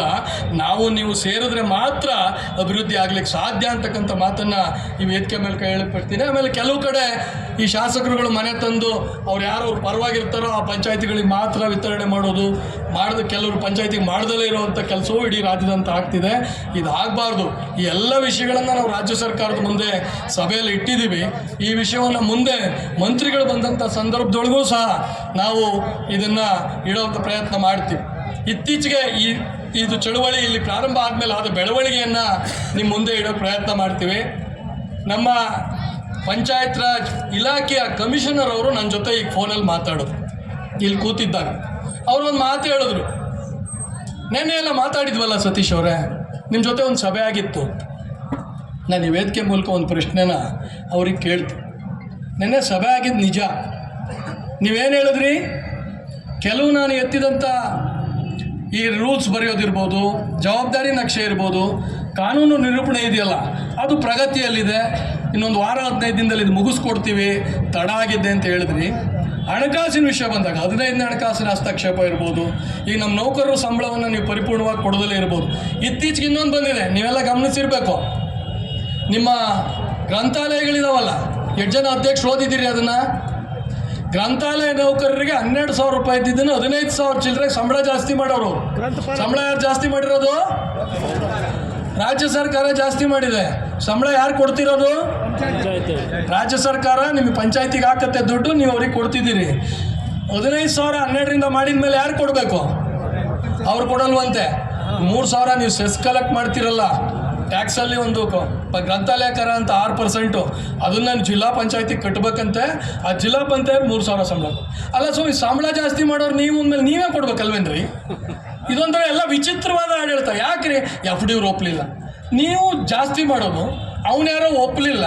ಎಲ್ಲದಕ್ಕೂ ನಮ್ದೇನು ATM ಅಂತ?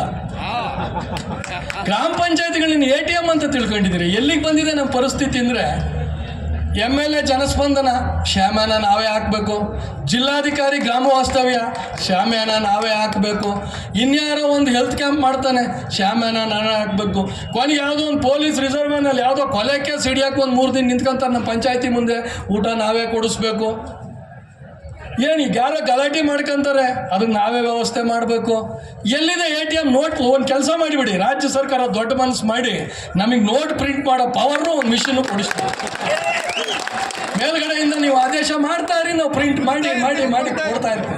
ಏನು ತಿಳ್ಕೊ ಒಂದು ಆದೇಶ 15 ಹಣಕಾಸು ಮತ್ತು ಲಭ್ಯ ಅನುದಾನದಲ್ಲಿ ಬಳಸುವುದು ಅಂತ ಒಂದು, ಇನ್ನೊಂದು ಏಜೆನ್ಸಿ ಫಿಕ್ಸ್ ಮಾಡಿ ನಿಯಮಾನುಸಾರ ಪರ್ಚೇಸ್ ಮಾಡೋದು. ಅದೇನೋ ಹೆಚ್ಚು ಕಮ್ಮಿ ಆದಾಗ ಉತ್ತರ ಯಾರು ಹೇಳೋದು? ಉತ್ತರ ಯಾರು ಸ್ವಾಮಿ ಹೇಳೋದು? ಆಮೇಲೆ ಇನ್ನೊಂದು ಪ್ರಶ್ನೆ ನಾನು ತುಂಬ ಜನ ಕೇಳ್ತೀನಿ, ಒಂದು ಸ್ವಲ್ಪ ಇದು ಮಾಹಿತಿ ಕೊಡಬೇಕು. ನೆನ್ನೆ ಚರ್ಚೆ ಆಗಿದೆ. ನನಗೆ ತುಂಬ ಜನ ಫೋನ್ ಮಾಡಿ ಕೇಳ್ತಾರೆ, ಅಧ್ಯಕ್ಷರೇ ಈ 15ನೇ ಹಣಕಾಸು ಹಣವನ್ನು ಕಮಿಷನರ್ ಆಫೀಸಲ್ಲಿ ಒಂದು 10ರಿಂದ 15% ದುಡ್ಡು ಕೊಟ್ಬಿಟ್ರೆ ಡಬ್ಬಲ್ ಕೊಡ್ತಾರಂತೆ, ಇನ್ನೊಂದು 20 ಲಕ್ಷ ಕೊಡ್ತಾರಂತೆ, ನಿಜಾನಾ? ನಮ್ಮ ಪಕ್ಕದ ಪಂಚಾಯತಿಲಿ ತಂದಿದ್ದಾರಂತೆ ಅಂತ.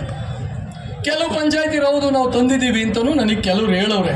ನಾನು ಈ ಸಭೆಯೊಳಗೆ ಕೇಳ್ತೀನಿ, ಆ ಥರ ಎಷ್ಟು ಪಂಚಾಯತಿರು ತರಕ್ಕೆ ಸಾಧ್ಯ ಆಗಿದೆ? 1 2 3 4 ಇದೆ. ಕೆಲವ್ರು ತಂದಿಲ್ಲ, ಕೆಲವ್ರು ತಂದವ್ರೆ. ನೋಡಿ, ಒಂದು 15-20 ಜನದ ಮೇಲೆ ಇಲ್ಲಿ ಎತ್ತಿದ್ದಾರೆ.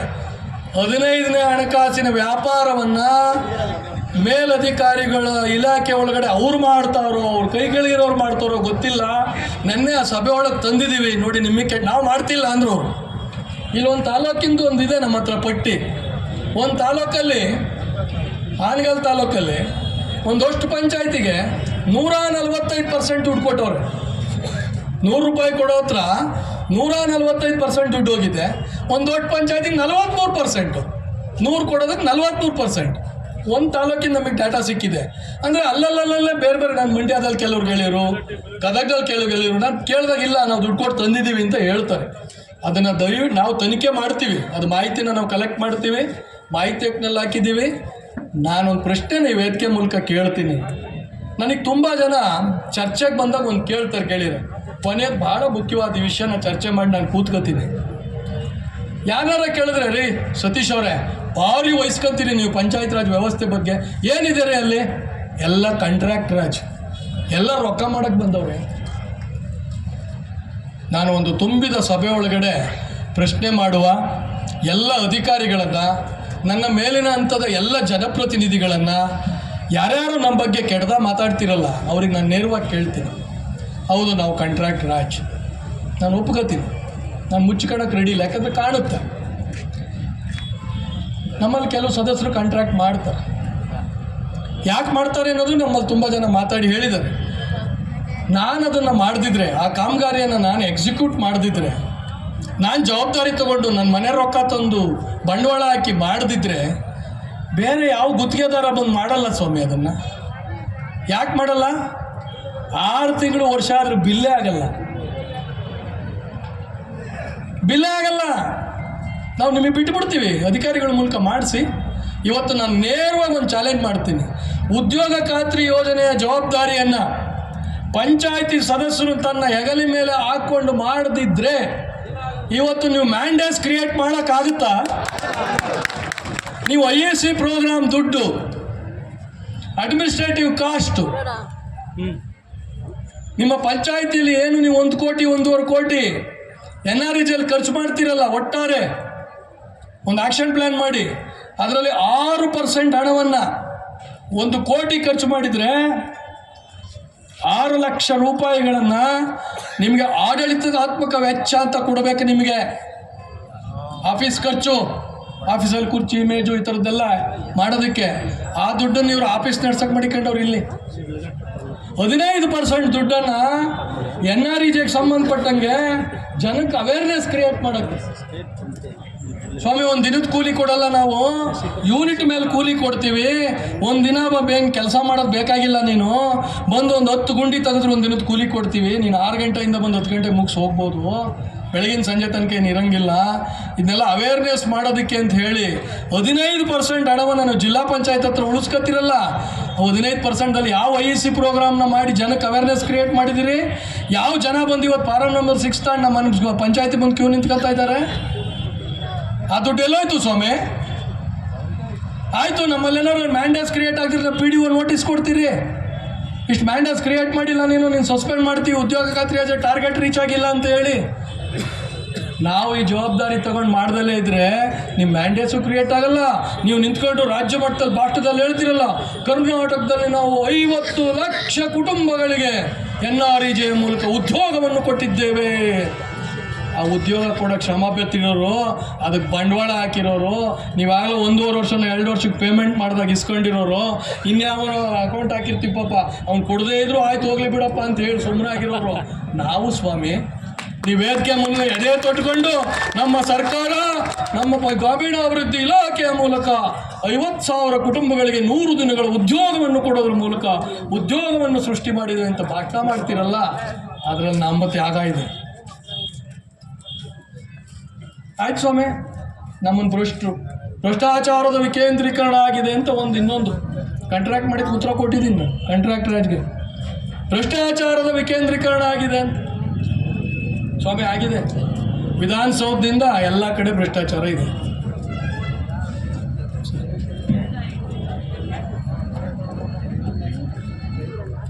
ಅಲ್ಲ ಬರ್ತಾರೆ, ಈಗ ಅಲ್ಲಿದ್ದಾರೆ, ಅವರಿಗೆ ಬರ್ತಾರೆ, ರಿಜೆಕ್ಟ್ ಮಾಡಿ ಇಷ್ಟಪಡ್ತೀನಿ. ಇವರೆಲ್ಲ ಜಿಲ್ಲಾ ಭ್ರಷ್ಟಾಚಾರ ಪಂಚಾಯತಿಗಳೆಲ್ಲ ಲೂಟಿ ಮಾಡಿಬಿಟ್ರು, ಪಂಚಾಯತಿ ಸದಸ್ಯರೆಲ್ಲ ದುಡಿದ್ಬಿಟ್ರು, ಪಂಚಾಯತಿ ಸದಸ್ಯರು ಅದು ಮಾಡು ಇದು ಮಾಡಿ ಏನು ಮಾಡ್ಕೊಂಡವ್ರು ಸ್ವಾಮಿ? ನಾನು ಆ ರಾಜ್ಯ ಒಕ್ಕೂಟದ ಅಧ್ಯಕ್ಷನಾಗಿ ಈ ರಾಜ್ಯದ ರಾಜಧಾನಿಯಲ್ಲಿ ನಿಂತ್ಕೊಂಡು ಒಂದು ಪ್ರಶ್ನೆ ಕೇಳ್ತಿದ್ದೀನಿ. ಆಯ್ತು ಸ್ವಾಮಿ, ಅವರೇಜು ಕರ್ನಾಟಕದ ಪಂಚಾಯತ್ ರಾಜ್ ವ್ಯವಸ್ಥೆ ಒಳಗಡೆ ಒಂದು 25% ಭ್ರಷ್ಟಾಚಾರ ಇದೆ ಅಂತ ಒಪ್ಕೊಂಬಿಡೋಣ. ಏನು ಸ್ವಾಮಿ, ಒಪ್ಕೊಂಬಿಡೋಣ. ಆಯಿತು, ನೀವು ನಮ್ಮ ಅಧ್ಯಕ್ಷರಿಗೋ ಯಾರಿಗೋ ಒಂದು 2% ನೀವು ಕೊಡ್ತಾ ಇದ್ದೀರಾ ಅಂತ, 25ರಲ್ಲಿ 2 ಕೊಡ್ತಿದ್ದೀರಾ ಅಂತಲೂ ಒಪ್ಕೊಂಬಿಡೋಣ. ಇನ್ನು 23% ಯಾರು ಹಂಚ್ಕೊತಾ ಇದ್ದೀರಾ ಸ್ವಾಮಿ? 2% ನಮ್ಮ ಒಕ್ಕೂಟ ಜವಾಬ್ದಾರಿ ತಗೊಳುತ್ತೆ. ಅದನ್ನು ಪರಿಹಾರ ಮಾಡೋದಕ್ಕೆ ನಮ್ಮ ಅಧ್ಯಕ್ಷರಿಗೆ ಸದಸ್ಯರಿಗೆ ತಿಳುವಳಿಕೆ ಹೇಳಿ ಭ್ರಷ್ಟಾಚಾರ ಮುಕ್ತವಾದ ಆಡಳಿತ ಕೊಡುವಂಥ ವ್ಯವಸ್ಥೆಯನ್ನು ಜಾರಿಗೆ ತರುವಂಥ ಪ್ರಯತ್ನವನ್ನು ನಾವು ಮಾಡ್ತೇವೆ. ಆ 2% ನಾವು ಒಪ್ಕೊಂಡಿದ್ದೀವಲ್ಲ, ಇನ್ನು 23% ಭ್ರಷ್ಟಾಚಾರ ಇದೆಯಲ್ಲ, MP ಪುಸ್ತಕ ದುಡ್ಡು, ಆಡಿಟಿಗೆ ದುಡ್ಡು, ಒಂದು ಪಂಚಾಯಿತಿ ಆಡಿಟ್ಗೆ 50,000 ರೂಪಾಯಿ. ಸೋಷಿಯಲ್ ಆಡಿಟ್ ಮಾಡ್ತಾ ಇದ್ದೀವಿ ಅಂತ ಹೇಳ್ತಿರಲ್ಲ ನೀವು. ಸೋಷಿಯಲ್ ಆಡಿಟ್ರು ಬರೋದಕ್ಕಿಂತ ಮುಂಚೆ ಎಷ್ಟು ಪೇಮೆಂಟ್ ಕೊಡಬೇಕು ನಮ್ಮ ಪಂಚಾಯಿತಿ ಒಳಗಡೆಯಿಂದ ನಿಮಗೆ? ಇಂಜಿನಿಯರ್ಸ್ದು ಏನು ಪರ್ಸೆಂಟೇಜು, ನಿಮ್ಮ EO ಪರ್ಸೆಂಟೇಜ್ ಏನು, ನಿಮ್ಮ ಡೆಪ್ಟಿ ಸೆಕ್ರೆಟರಿ ಪರ್ಸೆಂಟೇಜ್ ಏನು, ನಿಮ್ಮ TPO ಪರ್ಸೆಂಟೇಜ್? 15ನೇ ಹಣಕಾಸು ಆಯೋಗದ ಅನುದಾನದಲ್ಲಿ ಮಾಡುವ ಕ್ರಿಯಾ ಯೋಜನೆಗೆ ಯಾವುದೇ ಮೇಲ ಹಂತದ ಅಧಿಕಾರಿಗಳ ಒಪ್ಪಿಗೆ ಬೇಕಿಲ್ಲ, ಅನುಮೋದನೆ ಬೇಕಿಲ್ಲ ಅಂತ ನೀವೇ ಆದೇಶ ಮಾಡ್ತೀರಿ. ಹಿಂದಗಡೆಯಿಂದ ಓರಲ್ಲಾಗಿ ಹೇಳ್ತೀರಿ ತರಿಸ್ಕೊಂಡು ಒಂದ್ಸತಿ ನೋಡಿ ಅಂತ. ಒಂದು ಆ್ಯಕ್ಷನ್ ಪ್ಲ್ಯಾನ್ ಅಪ್ರೂವಲ್ಗೆ 6 ಹಂತದಲ್ಲಿ ದುಡ್ಡು ಕೊಟ್ಟು ಅಪ್ರೂವಲ್ ತರಬೇಕು ನೀವು. ತಾಲೂಕ್ ಪಂಚಾಯತಿ ಕೇಸ್ ವರ್ಕರು, ಅಲ್ಲಿಂದ TPO, TPOಯಿಂದ EO ಇಂದ zilla panchayat case worker, deputy secretary, CEO. ಎಲ್ತಾರಣ್ಣ ಸ್ವಾಮಿ ದುಡ್ಡು? ನಮ್ಮನ್ನು ಯಾಕ್ರಿ ಭ್ರಷ್ಟರು ಅಂತೀರಿ? ನಮ್ಮಂಥ ಪ್ರಾಮಾಣಿಕವಾದ ಉತ್ತರದಾಯಿತ್ವವನ್ನು ಹೊಂದಿರುವ ಒಂದು ವ್ಯವಸ್ಥೆ ಇಡೀ ಭಾರತದಲ್ಲಿ ಇನ್ನೊಂದಿರಕ್ಕೆ ಸಾಧ್ಯ ಇಲ್ಲ. ಯಾಕೆಂತ ಹೇಳ್ತೀನಿ ಕೇಳಿ, ಸುಮ್ಮನೆ ನಮ್ಮ ಬೆನ್ನು ತಟ್ಕೋತಾ ಇಲ್ಲ. ಮೊದಲನೇದು, ಸ್ವಲ್ಪ ನಮ್ಮಲ್ಲಿ ಸಾವಿರಾರು ಕೋಟಿ ಖರ್ಚು ಮಾಡಿ PWD ರಸ್ತೆ ಮಾಡ್ತಿರಲ್ಲ ಸ್ವಾಮಿ. ಒಂದೊಂದು ರಸ್ತೆಗೆ 10 ಕೋಟಿ, 20 ಕೋಟಿ, 5 ಕೋಟಿ, 2 ಕೋಟಿ. ನನ್ನ ತಾಲೂಕಲ್ಲೇ ನಮ್ಮೂರಲ್ಲೇ ರೋಡ್ ಆಗುತ್ತಲ್ಲ, ಅದನ್ನೆಲ್ಲಿ ಸೋಷಿಯಲ್ ಆಡಿಟ್ ಮಾಡ್ತೀರಿ? ಸೋಷಿಯಲ್ ಆಡಿಟ್ ಆಗುತ್ತಾ ಸ್ವಾಮಿ? ಜನದ ಮುಂದೆ ಲೆಕ್ಕ ಮಾಡ್ತೀರಾ? MLA ಅನುದಾನ ಸೋಷಿಯಲ್ ಆಡಿಟ್ ಆಗುತ್ತಾ? MP ಅನುದಾನ ಸೋಷಿಯಲ್ ಆಡಿಟ್ ಆಗುತ್ತಾ? ನೀರಾವರಿ ಇಲಾಖೆ ಅನುದಾನ ಸೋಷಿಯಲ್ ಆಡಿಟ್ ಆಗುತ್ತಾ? Jal Jeevan mission social audit ಆಗುತ್ತಾ? ಯಾವುದು ಸೋಷಿಯಲ್ ಆಡಿಟ್ ಆಗಲ್ಲ. ನಮ್ಮಲ್ಲಿ ನಾವು ಮಾಡೋ 50,000, 60,000, 20,000 ಕೆಲಸನ ಸೋಷಿಯಲ್ ಆಡಿಟ್ ಮಾಡಿ ಸಂತೋಷ. ಅದರ ಅರ್ಥ ನಾವು ಜನರ ಮುಂದೆ ಉತ್ತರದಾಯಿತು ಅಕೌಂಟಬಲ್ ಇದ್ದೀವಿ. ಪರೀಕ್ಷೆ ಮಾಡ್ಕೊಳ್ರಪ್ಪ, ನಾನು ಮಾಡಿರೋ ಕೆಲಸ, ನಾನು ಮಾಡಿರೋದೆಲ್ಲ ನಿಮ್ಮ ಮುಂದೆ ಇದೆ, ಲೆಕ್ಕಪತ್ರ ನಿಮ್ಮ ಮುಂದೆ ನೋಡ್ಕೊಳ್ಳಿ ಅಂತ ಜನದ ಮುಂದೆ ಹೋಗ್ತೀವಿ. ಗ್ರಾಮ ಸಭೆ ಜನರ ಮುಂದೆ ಹೋಗ್ತೀವಿ, ಜನರ ಪ್ರಶ್ನೆಗೆ ಉತ್ತರ ಹೇಳ್ತೀವಿ. ವಾರ್ಡ್ ಸಭೆ ಜನರ ಮುಂದೆ ಹೋಗ್ತೀವಿ, ಜಮಾ ಮುಂದೆ ಜನರ ಮುಂದೆ ಹೋಗ್ತೀವಿ, ಸೋಷಿಯಲ್ ಆಡಿಟ್ ಜನರ ಮುಂದೆ ಹೋಗ್ತೀವಿ. ಊರಲ್ಲೇ ಬದುಕಿರ್ತೀವಿ. ನಾನು ಏನೇ ಮಾಡಿದ್ರು ನಮ್ಮ ವೋಟರ್ ಮುಂದೆ ಮಾಡ್ತೀವಿ, ನಮ್ಮ ಮತದಾರನ ಮುಂದೆ ಮಾಡ್ತೀವಿ, ನಮ್ಮ ಜನದ ಮುಂದೆ ಮಾಡ್ತೀವಿ. ನಾವೊಂದು ಸೈಕಲ್ ತಂದರು ಅಕ್ಕಾರು ಹೇಳ್ತಿದ್ರು, ನಾವೇನೋ ನಮ್ಮ ಹುಡುಗ ಸ್ಕೂಲ್ಗೆ ಹೋಗ್ಲಿ ಅಂತ ಒಂದು ಹೊಸ ಸೈಕಲ್ ತಂದರೆ ಮೆಂಬರ್ ಮಾಡ್ದ, ಅದ್ಯಾವುದೋ ಚರಂಡ್ ಮಾಡಿದ್ದು ಗಟಾರ್ ಮಾಡಿದ್ದಲ್ಲಿ ಬಿಲ್ ಆಗಿರ್ಬೇಕು, ಮಗಂಗಾಲೆ ಸೈಕಲ್ ಕೊಡಿಸ್ತಾ ಅಂತ. ಅಂದರೆ ಅಷ್ಟು ಅಕೌಂಟಬಲ್ ನಾವು. ಅದೇ ನಮ್ಮ MLA ಒಳ್ಳೆ ಕಾರ್ ತಂದರೆ, ಅಣ್ಣವ್ರು ಎಂಥ ಕಾರ್ ತಂದವ್ರು ಗೊತ್ತೇ, ನಾವು ನಮ್ಮ ಬಾಸು ಸಂತೋಷ ಪಡ್ತೀವಿ. ನಮ್ಮ ಬಾಸು ಒಳ್ಳೆ ಕಾರ್ ತಂದರೆ ಸಂತೋಷ ಪಡ್ತೀವಿ. ನಾನು ಕೂಲಿ ನಾಲಿ ಮಾಡಿ ನಮ್ಮ ಮನೆ ತೋಟ ಮನೆ ಮಾಡಿ ಮಾರಿ ನನ್ನ ಮಗನಿಗೆ ಸ್ಕೂಲ್ಗೆ ಹೋಗೋಕೆ ಒಂದು ಸೈಕಲ್ ತಂದರೆ ನಮ್ಮ ಜನ ಮೆಂಬರು ಇಂಥ ಅಷ್ಟು ಮಟ್ಟಿಗೆ ಜನ ನಮ್ಮನ್ನು ಪರೀಕ್ಷೆ ಮಾಡ್ತಾರೆ ಸ್ವಾಮಿ. ನಿಮ್ಮನ್ನು ಮಾಡಲ್ಲ.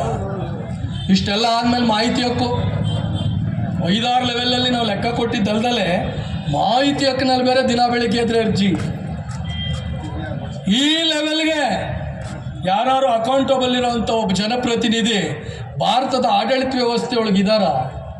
ಆದರೂ ನೀವು ನಮ್ಮನ್ನು ಅಂತೀರಿ ಯಾಕಪ್ಪ ಪಂಚಾಯಿತಿ ವ್ಯವಸ್ಥೆ ನಾವು ಕೊಟ್ಟಿದ್ದ ದುಡ್ಡೆಲ್ಲ ಹಂಚ್ಕೊಂಡ್ಬಿಡ್ತೀರಿ ಅಂತ.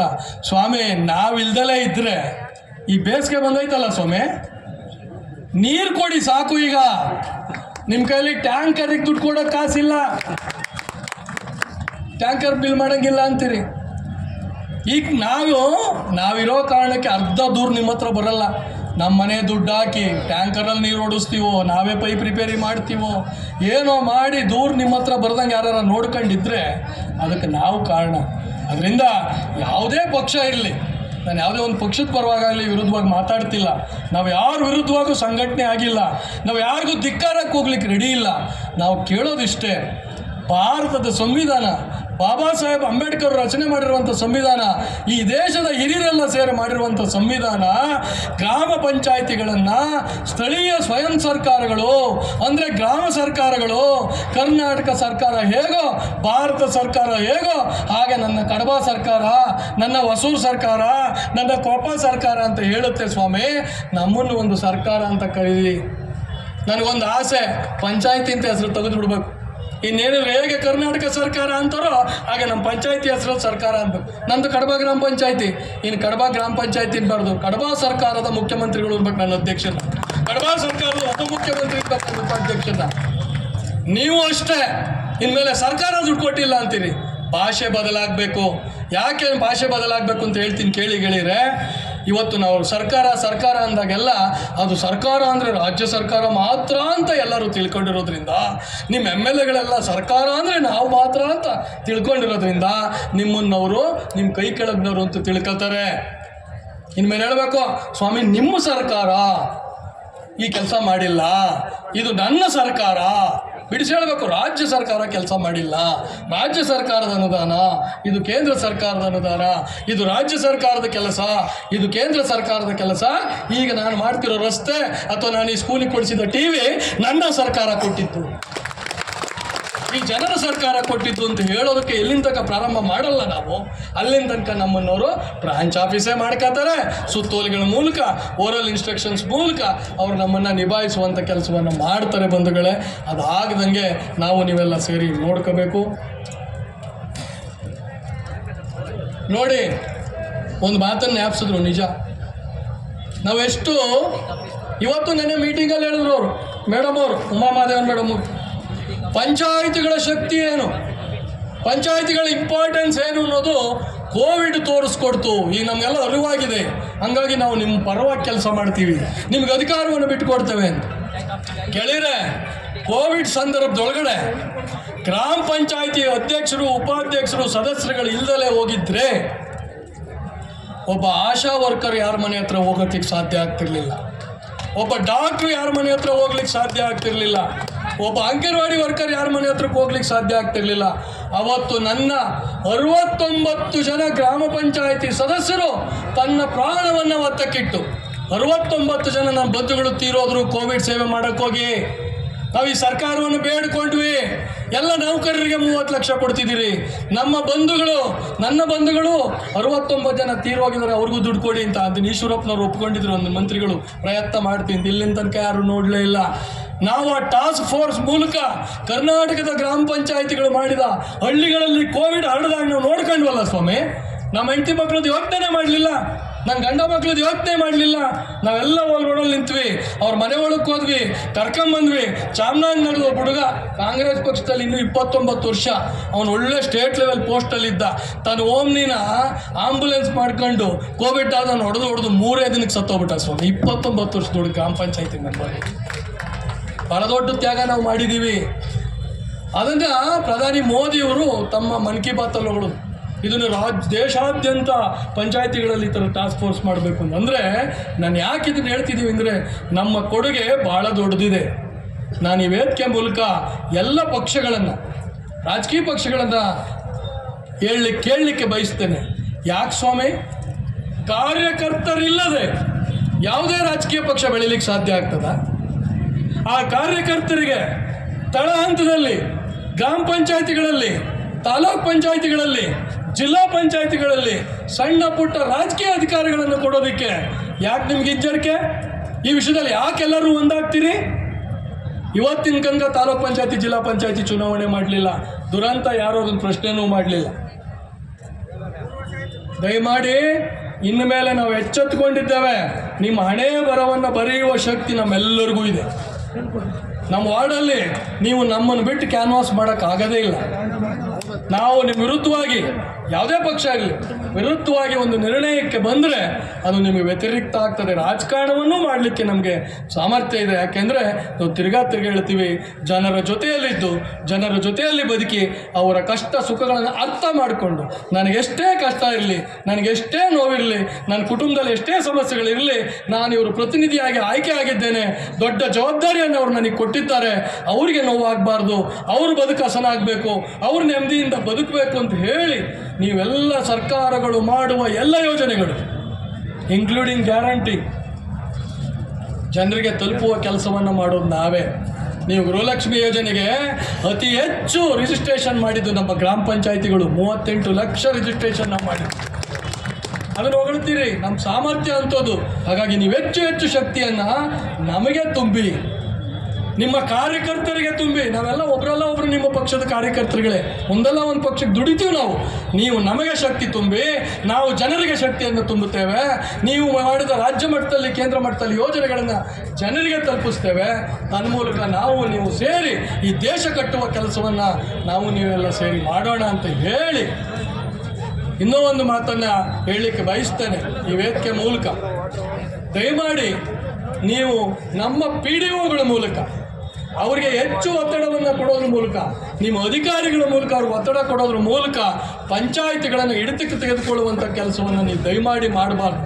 ಈಗ ಯಾರೋ ಹೇಳ್ತಾ ಇದ್ರು, ಒಬ್ಬ ಗ್ಯಾರಂಟಿ ವಿಷಯದಲ್ಲಿ ಯಾರೋ ಅವನೇನೋ ಸರಿಯಾಗಿ ಶ್ಯಾಮಾನ ಹಾಕ್ಸಿರ್ಲಿಲ್ಲ, ಹಂಗಿಲ್ಲ ಅಂತ ಹೇಳಿ ಒಬ್ಬ PDO ಸಸ್ಪೆಂಡ್ ಮಾಡೋರು, ಅಧ್ಯಕ್ಷನ್ ಮಾಡೋಕ್ಕಾಗಲ್ಲ ಅಂತ. ಈ ಥರದ ರಾಜಕೀಯ ದ್ವೇಷವನ್ನು ಸಾಧಿಸೋ ಕೆಲಸವನ್ನು ದಯಮಾಡಿ ನಿಲ್ಲಿಸಬೇಕು. ಇಲ್ಲಿ ಎಲ್ಲ ಪಕ್ಷದ ಕಾರ್ಯಕರ್ತರಿದ್ದೇವೆ.